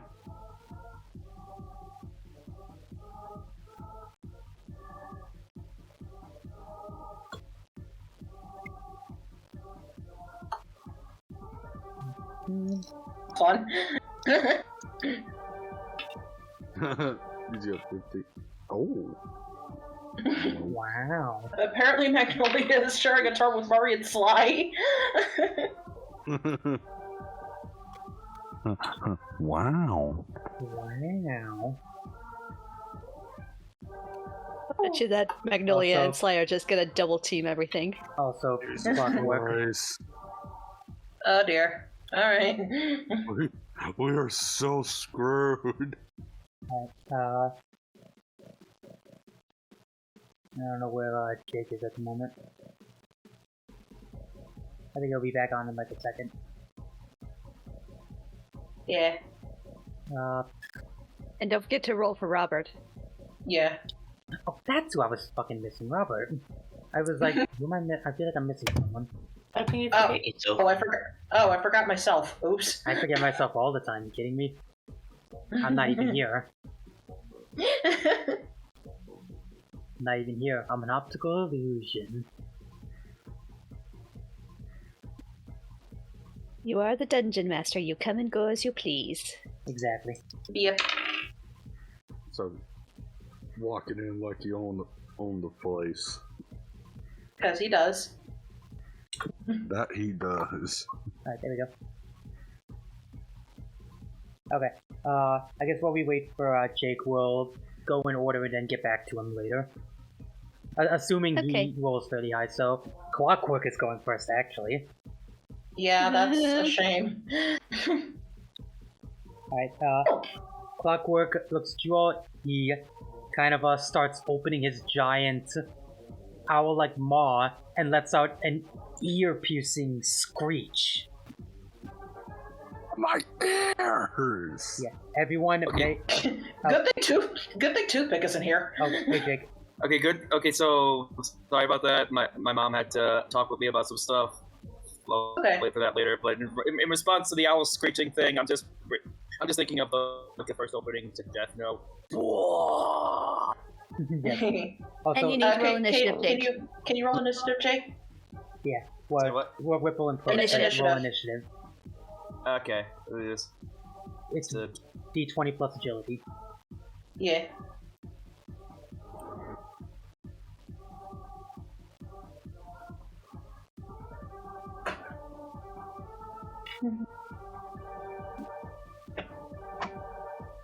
I like the music. Oh yeah, I fucking love. This is the final boss music for the Clockwork.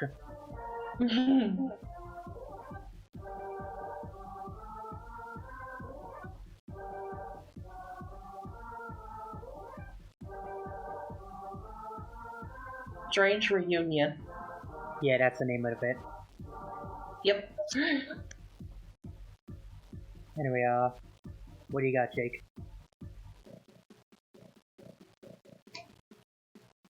Jakey? Oh, Jake? Oh, I hope he's not having mic issues. Today is just a technical difficulty stage. Jesus Okay, Christ. my back. Oh, there you Yes. go. Yes, you're Yeah, back. Okay, so I rolled a 15 and a 7. 22. 18. Yeah. Yeah, 22. Okay. That's 22. Yeah, put a 22 in the chat so I can track you. Yeah. Not the Okay. chat, the Roll20 chat. Yeah. Yeah. I just realized there's two chats I should have specified. Okay, so you're going right There you after go. Clockwork, by the looks of it. I'm going. Wait, who's going first? Clockwork. Clockwork. Yeah, Oh he's my having God. a hoot. Ah, there it is. He rolled just above you. Ripple, that's a joke Brock would made in his drunken stupor, and y'all would have judged him. But yeah, so for this, I am going to roll a number, and it's the number you're all gonna have to beat. So, Alrighty. Keep using what? okay, so you guys have to beat a 13, making fortitude rolls. Oh god. 42. So you have to get a 13 or higher. No, you have to get higher than a 13, not add it. Okay. Nope, not me. Okay, the number 15 clearly loves me. Okay, which dice do I roll? D20 and Fortitude. I believe your Fortitude is a 6. Okay. Oh yeah, my D20 plus 6, got it. I got 13. my indomitable, Oh, fuck. and I think my indomitable force grants me a D6 with the fortitude, right? Yeah, well, you would have gotten it anyway. You only have to get a 13. I got a fucking 8. You know what? I'll roll the D6 anyway. Yeah, you'll be I fine. got a 2. Yeah, you'll be fine either way, but that's fine. Oh, I got you. I should probably Again, roll, the number 15 really loves me today. probably roll for slime again. I'm gonna die. I am too.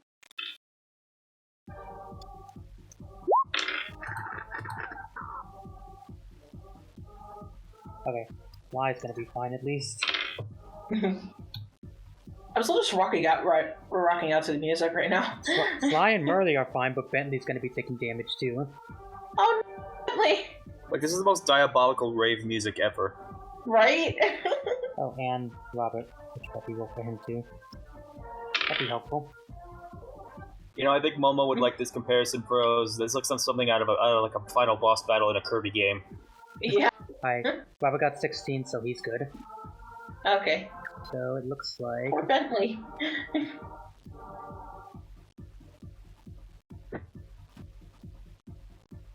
Everyone really wants turtle soup today. Okay, so yeah, it looks like... What's Lucky's fortitude? Well, I mean, again, you're... Sharing? Yeah, you're sharing, so... Okay. Alright, so...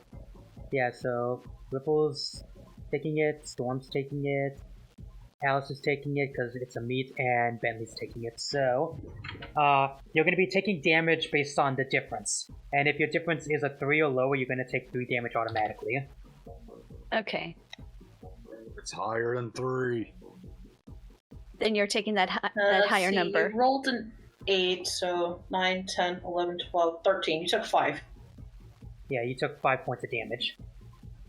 Fuck. At least Mirai's only taking 3. Yeah. And we're all starting at max. Yeah, so. you're all going to start at max HP, like, just as a general rule. Yeah. And, actually... Well, I mean, since Alister met, he's taking default damage, so Ed, you're going to be taking 3 HP off. Ed, You got that, Ed? Hello? Oh, there you are. Hello. 3 damage. Yeah, 3 damage, okay.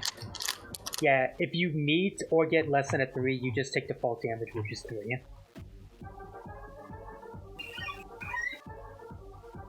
So what do I need to roll? Oh, no, that you were just deducting damage on the roll we just did. Ah, okay. So yeah, just 3 damage, okay. Yeah, here you go. Yeah. Okay. But yeah, he lets out, like, the earth-shattering screech as everyone kind of like clutches their ears to try and protect it, and while Sly, Murray, and Robert are fine. Sly, Murray, Robert, Brock, and Magnolia are fine. Everyone else, like, it kind of like, everything's like, you know that ear ringing sensation? Imagine that, but you can actually feel it. Like, your whole brain feels like it's ringing. Oh, God. My freaking ears! Yes. Well, now... Again, it's a very good thing that freaking Toothpick isn't here. Yeah. Well, now it is Brock's turn to retaliate. All right, let's shoot down let's shoot down this giant metal case. I'm guessing with the new Tommy gun attachment you have. Yes. He's gonna shoot. He's gonna fucking shoot him. Alright. It's like shooting skeet, except the disc is several stories tall. Since that's a range attack, give me an agility check. Okay. I think my agility is at 3. Thank God, right? Yeah. Thank God my agility is at 3. That would be a D8. Anyway, let's just let's see, 12 plus 6. 18. Sorry, give me 1 second. My foot's falling asleep. Oh no. Foot, wake up. I know. Wake up! Please, wake up! Please, wake up! Why'd you leave the keys up on the table? Okay, and I'm sorry, what did you get again? 18. 18, okay. Total of 18. Yeah, alright. That meets, so Clockwork is gonna be taking 3 points of damage for that. Eat this, Christopher Plummer!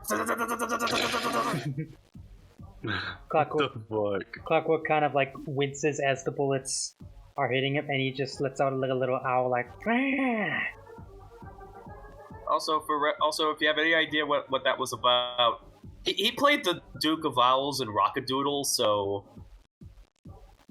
if anybody remembers that movie, it was one of Don Bluth's bigger bombs. Also, to answer your question, Dad, look down below. There should be the tip jar. Yep. But anyway, now that that's taken care of, Keep, where are you? yeah. Yeah, actually, it looks like.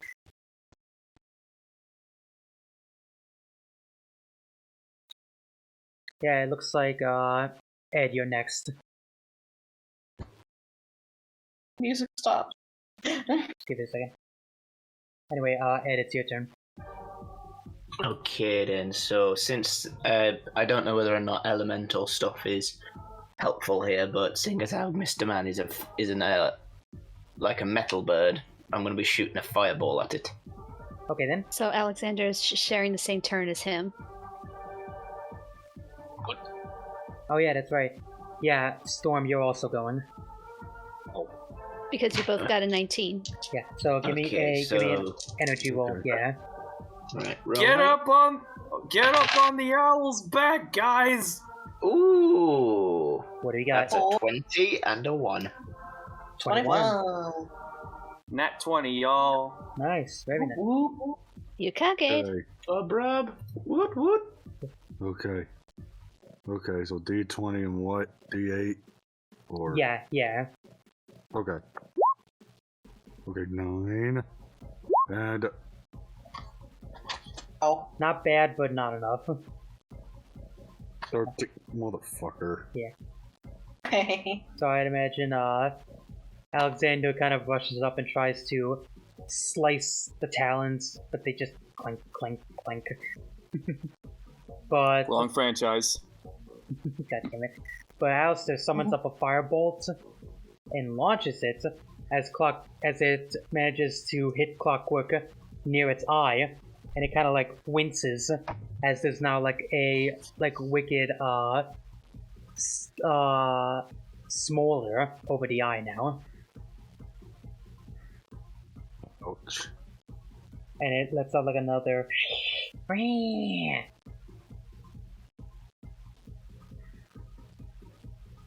and I believe after that,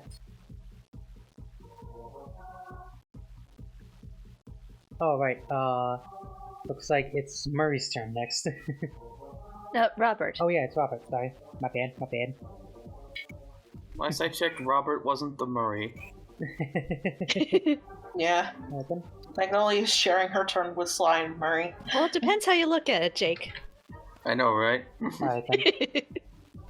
See how this goes. That's a 13. Not bad. And a god damn it, a 1, so 14. Alright. So Robert kind of assembles together like a little gun using the labo stuff and tries firing as it just like ricochets off of Clockwork's armor, and it just kind of winces, and he's just like, that tickles. God damn it. Alright. Now it's Magnolia and Murray's turn. And Sly. Yeah. So first of all, what's Magnolia gonna do? you want to like coordinate with either the other people, or you can just gonna go in?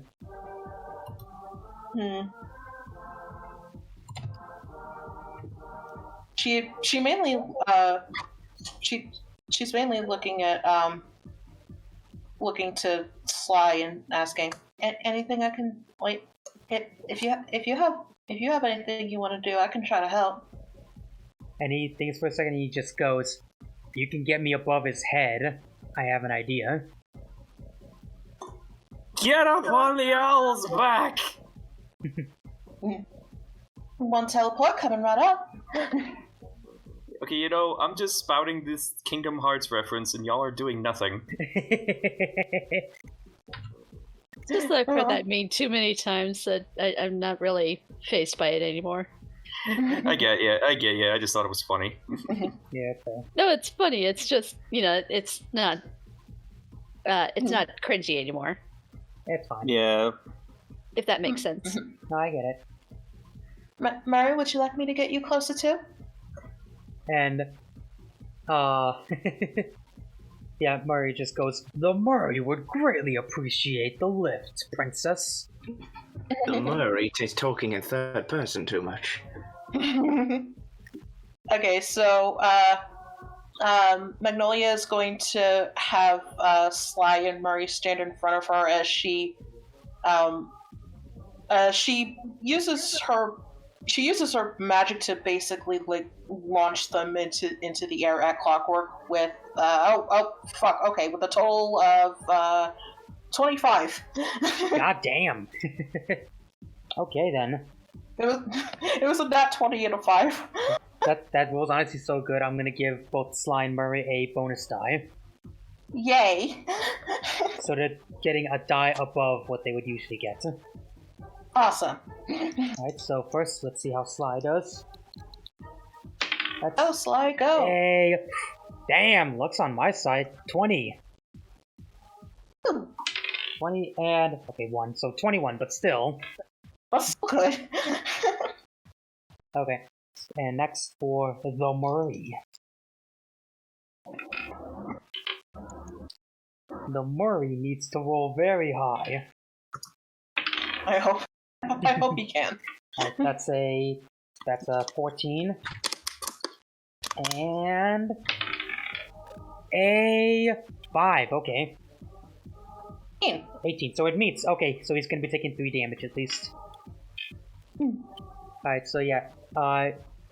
Magnolia creates a teleporter. Actually, in fairness, I think I'll also count the teleportation as damage as well, so it'll be one big damage pool, basically. Okay, yeah. Cool. Yeah. So, and... My total was 25, just so you're aware. Yeah. But, yeah.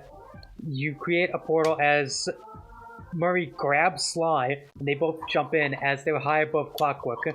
Clockwork looks confused for a second, and Sly just goes, "Hey, Owlhead!" Clockwork looks up as Sly comes down and slams his cane into Clockwork's eye.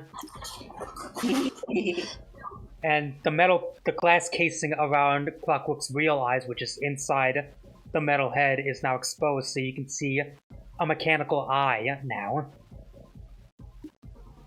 And meanwhile, Murray, taking advantage of that, slams, does a punch right onto Clockwork's beak as it bends a little, and he kind of moves down and starts grabbing Clockwork's maw and just goes and starts lifting it open. And he opens it up, and now his mouth is open, and he just goes, "I am inside his mouth! Try to go for the hate chip!" The what? Hate chip. Yeah, that's kind of the main crux of what kept Clockwork alive for centuries. Yeah. Yeah. And inside his mouth, just under his tongue, you can see a microchip emanating. Actually, Marie sees this emanating a extremely strong black magic. So yeah, the very like black magic energy you saw off Kamek and the indigo squids you could see in the chip in Clockwork. Yep. Or in this case, it would be Dalong Wong doing this. Yeah. Okay, so next up, I believe is Bentley's turn. So, Bentley just goes, "Good thinking, Murray!" And he takes a mechanical arm, and there's a click, and it starts beeping like a bomb. And now let's see how I do. He's already a bomb. Alright, that's a 14, and... Big vibration. I guess you could say he is da bomb. The bomb, god damn it. Get out. Right, 14 and 17. Storm, my pun quota is like 4. You really want to contest me now? Okay, 21. So, 18, 19, 20, 21. Okay, that's gonna be 3 damage. Okay. He lobs it, and it lands right on Clockwork's tongue, and there's a loud... as part of his tongue is now, like, singed off. And this actually causes Clockwork to lose a little grip on the building, as you can feel it kind of wobble a little bit. Whoa. And Sly just goes, "He's losing grip, keep it up!" Keep it up, he's gonna drop us! Whee! Right. Fly the birdie! Now it's Mirei's turn. Okay. After she, snaps out of her stupor of, fear and the ringing still in her ears, I'm gonna have Lucky turn into a, how about Charmander? Okay. Bit of flamethrower in Clockwork's mouth. Okay. Charmander's was a D8 energy, so D20 plus a D8. Yep. Thank you, Ducky. Yep. There it is. Aww. There it is. Oh. Oh, damn it. Yeah, sorry, Ripple. Oh, shit. Yeah.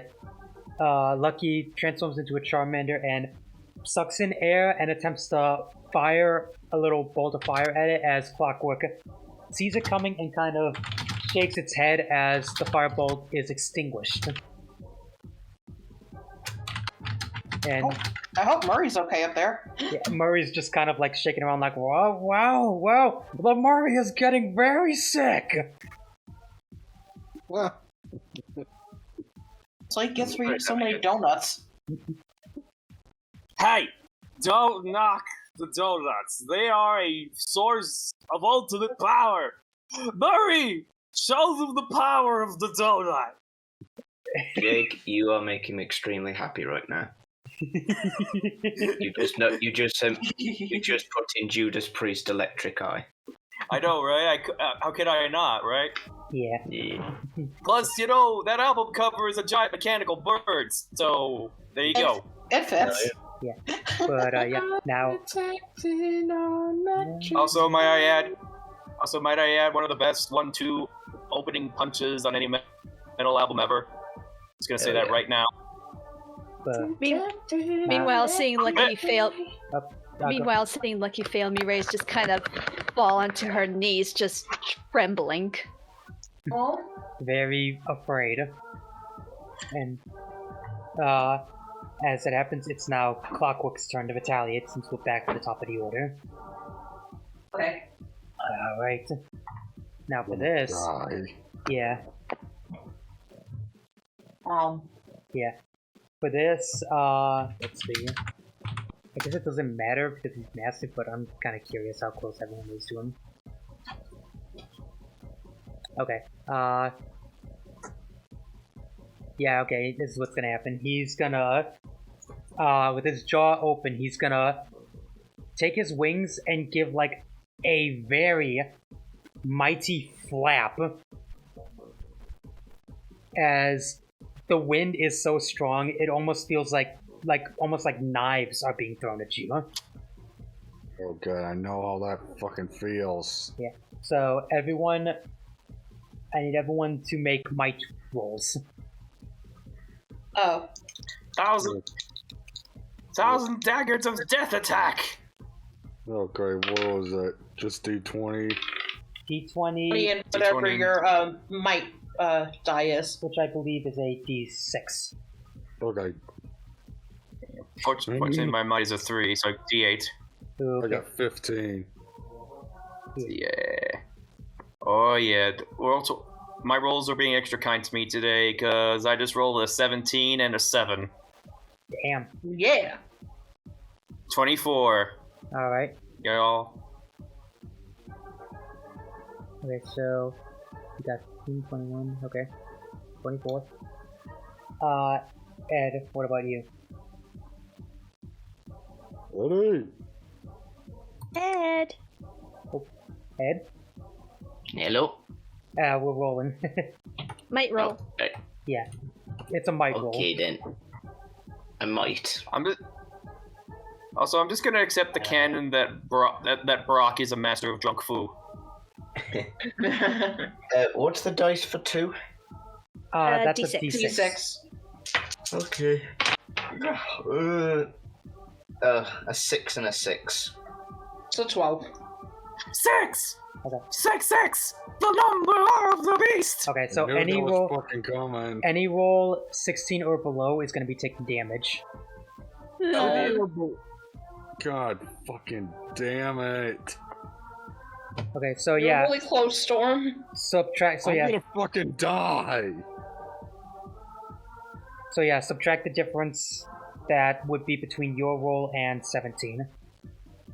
What was the roll again? And It was 17? It was 17. So take your roll and subtract the difference to 17. Okay, so 5 damage again. Yeah. Okay. I'm down to 10. Damn. I did. Oh, and I rolled a 24. Am I safe? Yeah, you're safe. Okay, so... Hooray! So it's my roll and what? It's your roll plus. Your roll minus 17. What? Yeah. 17 minus whatever your roll was. Yeah. And So, since, so you get 2. yeah, well, anything below 3 is considered minimal damage, so it takes 3 actually. Okay, Ripple, so you're at 10. I'm at 7. Oh dear. Yeah, so you guys Stacks. might want to start doing damage. No, wait. Since you said it's 3 minus an additional 1, I got 5 hit points left. Oh boy. Oh no. Yeah, I'm not actually gonna fucking die here. yeah. I mean, you're not gonna die. You will get KO'd though. But but still, I'm gonna die.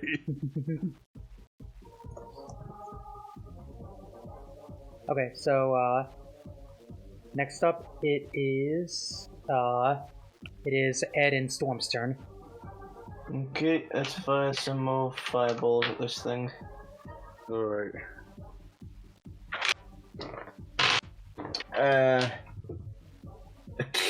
You know how I rolled double 6s last time? yeah. Yeah, now I've rolled double 7.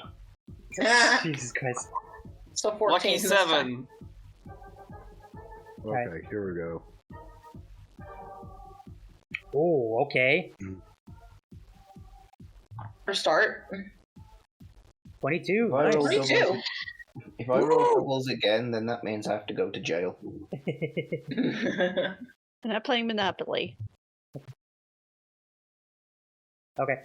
Alright, so Alister summons up damage to this fucker.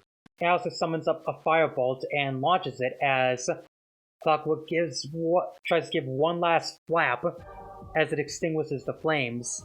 However, Alexander, rushing through the flames, goes up and gives one of his claws a mighty slash. And surprisingly, you hear a loud and one of the claws shatters when you slice it. Yeah. and that actually causes Clockwork to slip as one of its claws lets go, and the whole platform kind of tilts to the right a little bit. Oh. Uses my sword for balance. Yeah. And Clockwork just goes, "No, I will not be denied my revenge a second time. I shall not be denied." Okay, Megatron. I shall not be denied. I play Fall of Cybertron, so I know that line. Good, it is a good Yeah, one. man. Yeah. Both War and Fall of Cybertron are great. Yeah. Man. Yeah. Rest of, like, freaking Full Moon really know how to make a good Transformers game until Activision screwed them up. Yeah. But Rest in peace, Batman. next up is Robert's turn.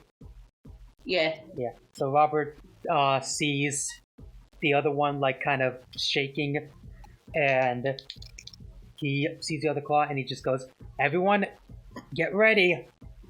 And he kind of crafts together a thermal detonator. Oh boy. Oh shit. Yep. So let's see how this goes. That's a 15 and a 6. Damn. Okay. 21. 21. All right. Yeah. He launches the grenade as it lands near Clockwork's feet, and Clockwork looks and tries to like snatch it, but Murray holds his beak open, and there's a beep beep beep bing, and it explodes as that chunk of the platform is gone, and he slips and lets go as the platform starts falling. Boy. Oh shit. Hang on. We're going in for a bumpy landing. Yeah, and it starts falling. As you can see, Clockwork actually took you up very fucking high. Yeah, I'm gonna cling on to Lucky for dear life. I just used my chainsaw to dig into his metal frame to keep myself alive in spite of my drunk ass. Whoa, mama! Yeah. Alright, and... Oh yeah, it's Sly, Murray, and Magnolia's turn. As Clockwork sees this and just starts dive bombing towards you guys. Oh boy. And you can hear Sly yell out, "Magnolia, if you've got a plan, now would be the time."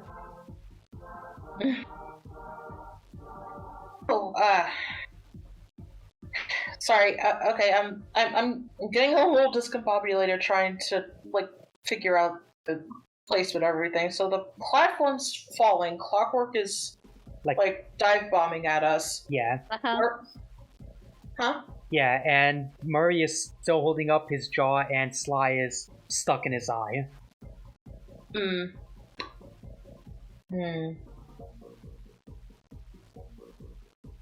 need to think. And his mouth is open, and you can see like the hate chip inside of him. Yeah.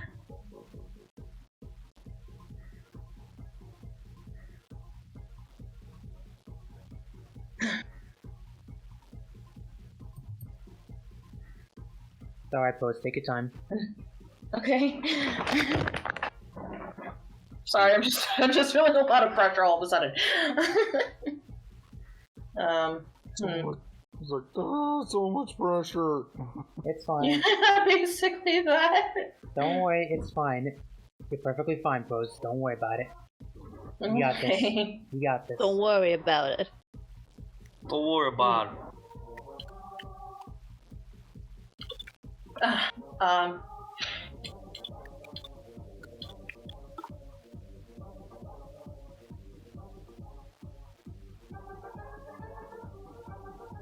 Because the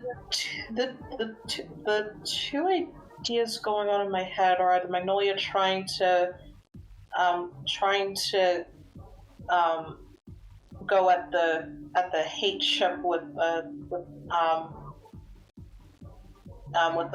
fireball like Alister had been doing, or trying are trying to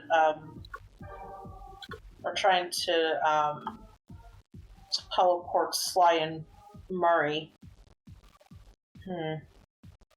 Because she's kind of worried about. She's kind of worried about them. I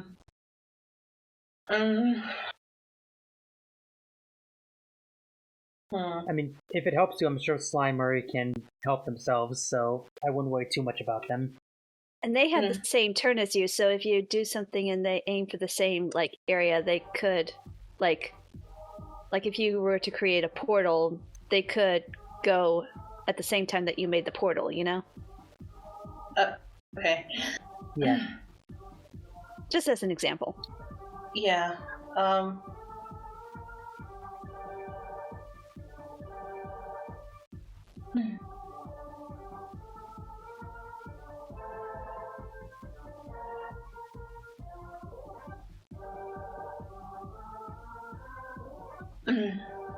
Okay.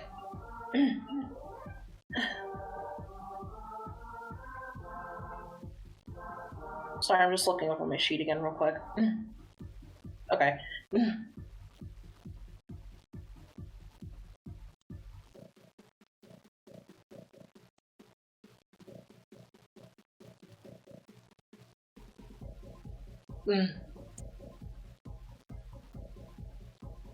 Okay, oh, well, ow.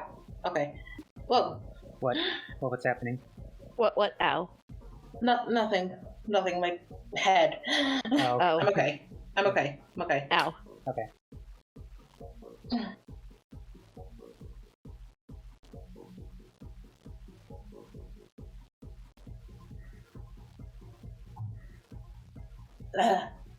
I'm gonna try and aim for the hate chip. Both of you try and stay out of the way. And Sly just goes, go for it, and Bentley just goes, give it as much might as the Murray would give it. Okay. And,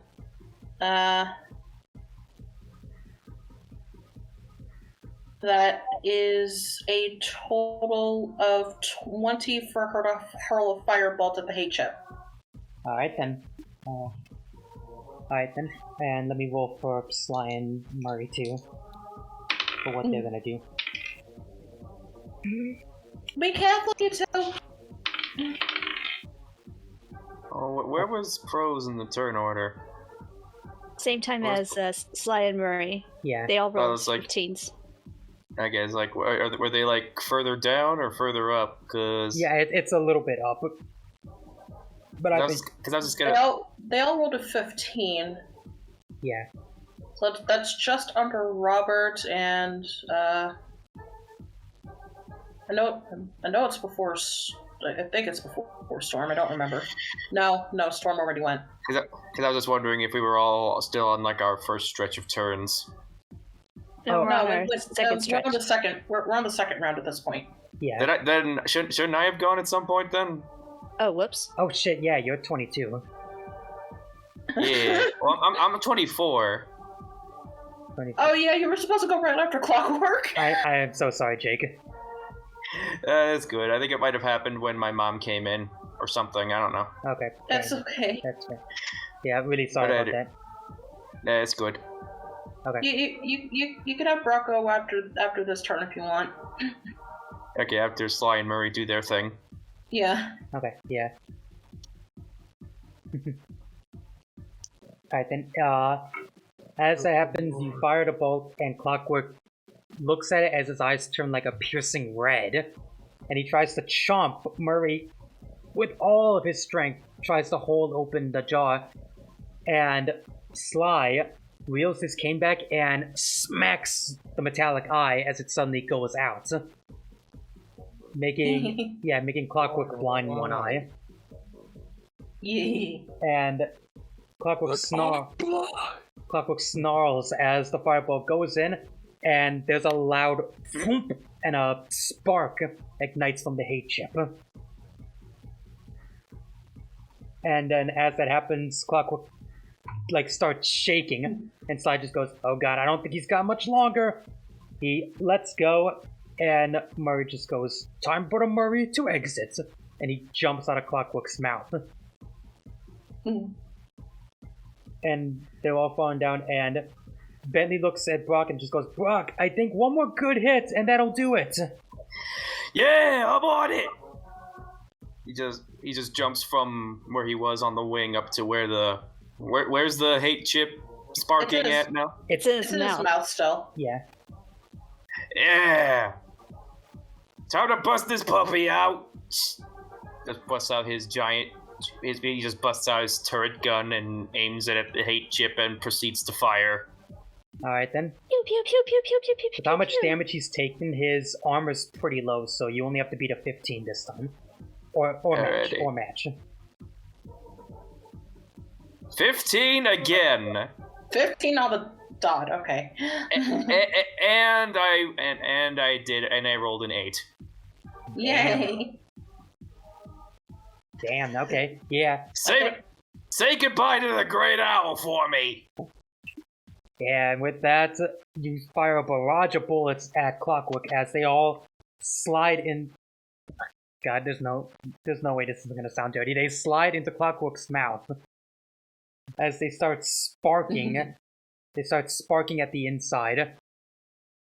And the hate chip suddenly starts to, like, spark and turn.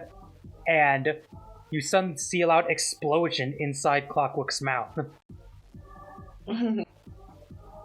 And he lets out, like, one last ear-piercing screech into the night sky. As you start falling backwards, you can see Clockwork's body, almost like the fucking generations of hatred caught up to him, as his body starts to decay and decompose in front of your very eyes. Whoa. Yeah, his wings shrivel up, his claws start to rust and rot, and his eyes, like, go blank. As it shrivels and shrinks up before a loud explosion and the parts shatter into pieces. Yay! I win! Never mind the fact that we're still falling. Yeah, really? Yeah. Free falling. Quick, everyone! Grab the wings! So that we can at least smoothen the trajectory! What wings? These decompose. And Sly... We gotta do something! Sly just goes, "Hang on!" And he reaches into his backpack and he goes, "Anyone who doesn't have a mean to float, raise your hand." Raise his hand. Bro, I have no wings last I checked. Magnolia just opens her parasol and she starts floating. Show off. She goes, "Okay," and starts, and Robert kind of concocts a little flotation, a little thing that floats and holds it. Helicopter. Yeah, like a little mini handheld helicopter. A little handheld helicopter as he flies off, and he just goes, "Okay, catch!" And throws like a backpack at everyone who raised their hands, and he just goes, "It's a parachute." And he opens it, and a Sly logo parachute pops out, and he grabs it and starts floating backwards. Pulls on my parachute while still holding on to Lucky for dear life. Excuse me. So everyone like grabs their parachute, I'm assuming. Yeah. Yeah. Aside from Magnolia, whose parasol is her parachute. Yeah. Do I still have that giant leaf? Yes. Hey, that's my parachute. I love that. Yeah, that's my parachute. Yeah, while I'm still holding on to the chicken. Yeah, you hold the leaf and hold on to chicken as you start floating down. Have you named him yet? The chicken? Oh. Jimmy. Jimmy the chicken. Yes. You all start as you can see. Jimmy the chicken. Yeah, you're all floating as, even though the clockwork parts are falling all around you, it's almost like, in a morbid way, it's like black snow, as it starts like almost snowing around you guys. Actually, no, it's not black. So it's like ash after a volcano erupts. Okay. Yeah, no, it's not black. Basically. It's not black. Actually, it's ashy, so it's almost white like snow. So it looks like it's snowing in Paris. Oh, So- cool. I'm We just always picturing. have Paris. I'm just imagining Carnival of Rust by Poets of the Fall playing over the scene. And they're all floating down as they all finally land right in front of the Eiffel Tower. As Robert just goes, well, he like wipes his brow and he just goes, that was a really close call. Where's Brock? I want to give him a hug. Yeah, I love you, man.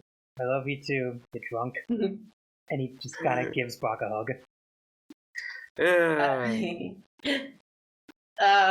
Magnolia watches Sly, and when Sly lands, she closes her parasol and falls into his arms. Of course. And Sly like kind of goes a little quiet for a second, and then he just gives like a little smile, and he just goes, was that a bit too much for you?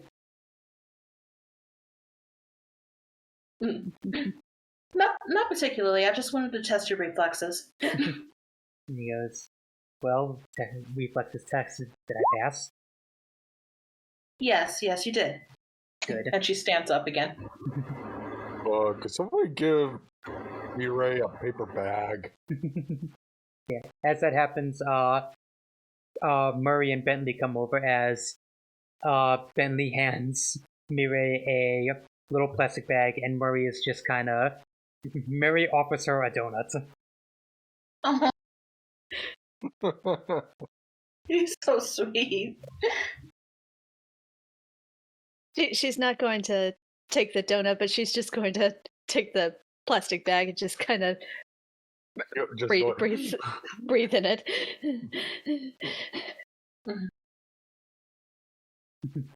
And Murray is patting her back and just goes, he goes, you know, the Murray honors those who are strong and brave.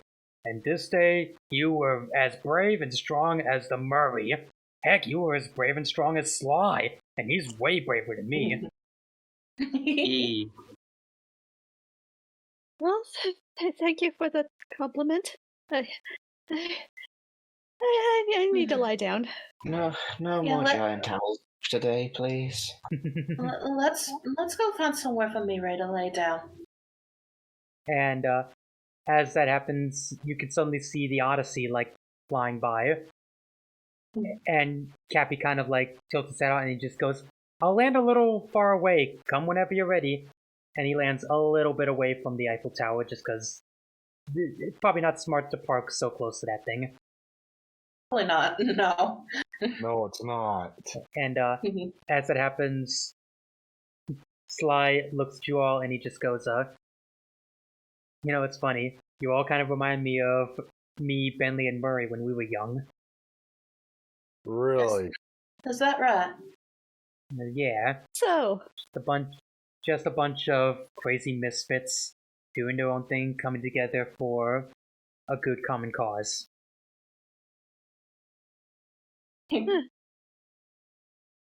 I shot an owl in the face. Yes, you did, Brock, and now we need to get you some water. Thanks, Mommy. That's where Brock passes out. And a pillow. Yeah. And as that happening, you can suddenly hear like, wee wee wee. You can see cop lights in the distance. Uh-oh. Oh dear. Droppers. Yeah. It's the caps. And Sly just goes, We split. And Sly just goes, oh, looks like it's gonna be time for me to go pretty soon. No. And he goes, and he looks at Magnolia and just goes, Magnolia? Yes. And he reaches into his backpack and pulls out the Thievius Raccoonus. And takes it over to you and he goes, I want you to hold on to it. Oh, are you sure? She slowly takes it. He goes, I'm absolutely positive. I think it'll be a lot safer with you than with me, honestly. If you say so. Plus, something tells me you might need it, he says, pointing at it as you can suddenly see it's actually glowing a little bit. Oh, the Thievius Raccoonus was the heart, wasn't it? And with that, the Thievius Raccoonus turns like a pale blue, like the same blue as Sly's coat, and it turns into a crystal heart as it flies up onto the top of the Eiffel Tower spire and balloons into a beautiful energy, like the last two hearts. Oh. Pretty. And he just Brock is just passed out. Yeah, we know. He just goes, well, after I lose these cops, I'll definitely be helping Palatina. And Murray comes in and slumps over Sly and goes, count me in too. And Bentley just goes, and I suppose someone's got to keep these knuckleheads out of jail, so I'll be joining too. You two stay safe, but you two stay safe and give Palatina my regards when you see her again. When you see her. And he goes, oh, we will. But then you suddenly hear a voice go, Cooper! And you see all the cop cars are like in a semicircle as a fox in a police uniform and coat is pointing a giant gun at Sly. Oh, shit. And Sly just goes, oh, shit. And Sly just goes, ah, Carmelita. Long time no see. And just goes, don't get fresh with me, Cooper. I'm bringing you in this time. And Sly just goes, well, I hate, and that brain fart, yeah. Okay. Sly just goes, yeah, sorry, that's not happening. Gotta go. May I have Magnolia roll one to wake one more portal? You don't have to roll because we're wrapping up. Okay. Yeah. Magnolia just points her parasol at Sly's feet and just makes a portal underneath him, Murray, and Bentley. Murray and Bentley fall through, but Sly uses his cane to hold on just a little bit as he hops up and gives Magnolia a mwah right on the nose. And then does like a backflip through the portal. And Carmelia just goes, oh no you don't, Cooper! And she jumps into the portal after them as the portal closes. And all the cops just look confused like, what do we do now?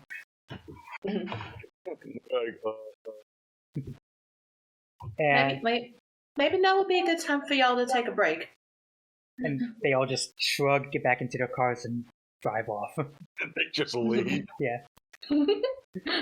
I'll get you next time, Gadget. Okay. And right, now we're going to be labeled as accomplices. And Robert just goes, not hi. If we leave right now. And Robert goes, yeah, that's a good point. And there's a beep, beep, beep, beep. And Robert looks at a little computer and he's holding it. It kind of looks like Monita, except just like a tablet form. And he just goes, guys, looks like Monita found the next heart. Oh. Really? Where is it? He flips it, and you all... Hang on, Jake. God damn it, Brock. God damn it. I'm gonna say, who the fuck is Storm? Alright. That would be Jake. Yeah. Okay. We're gonna.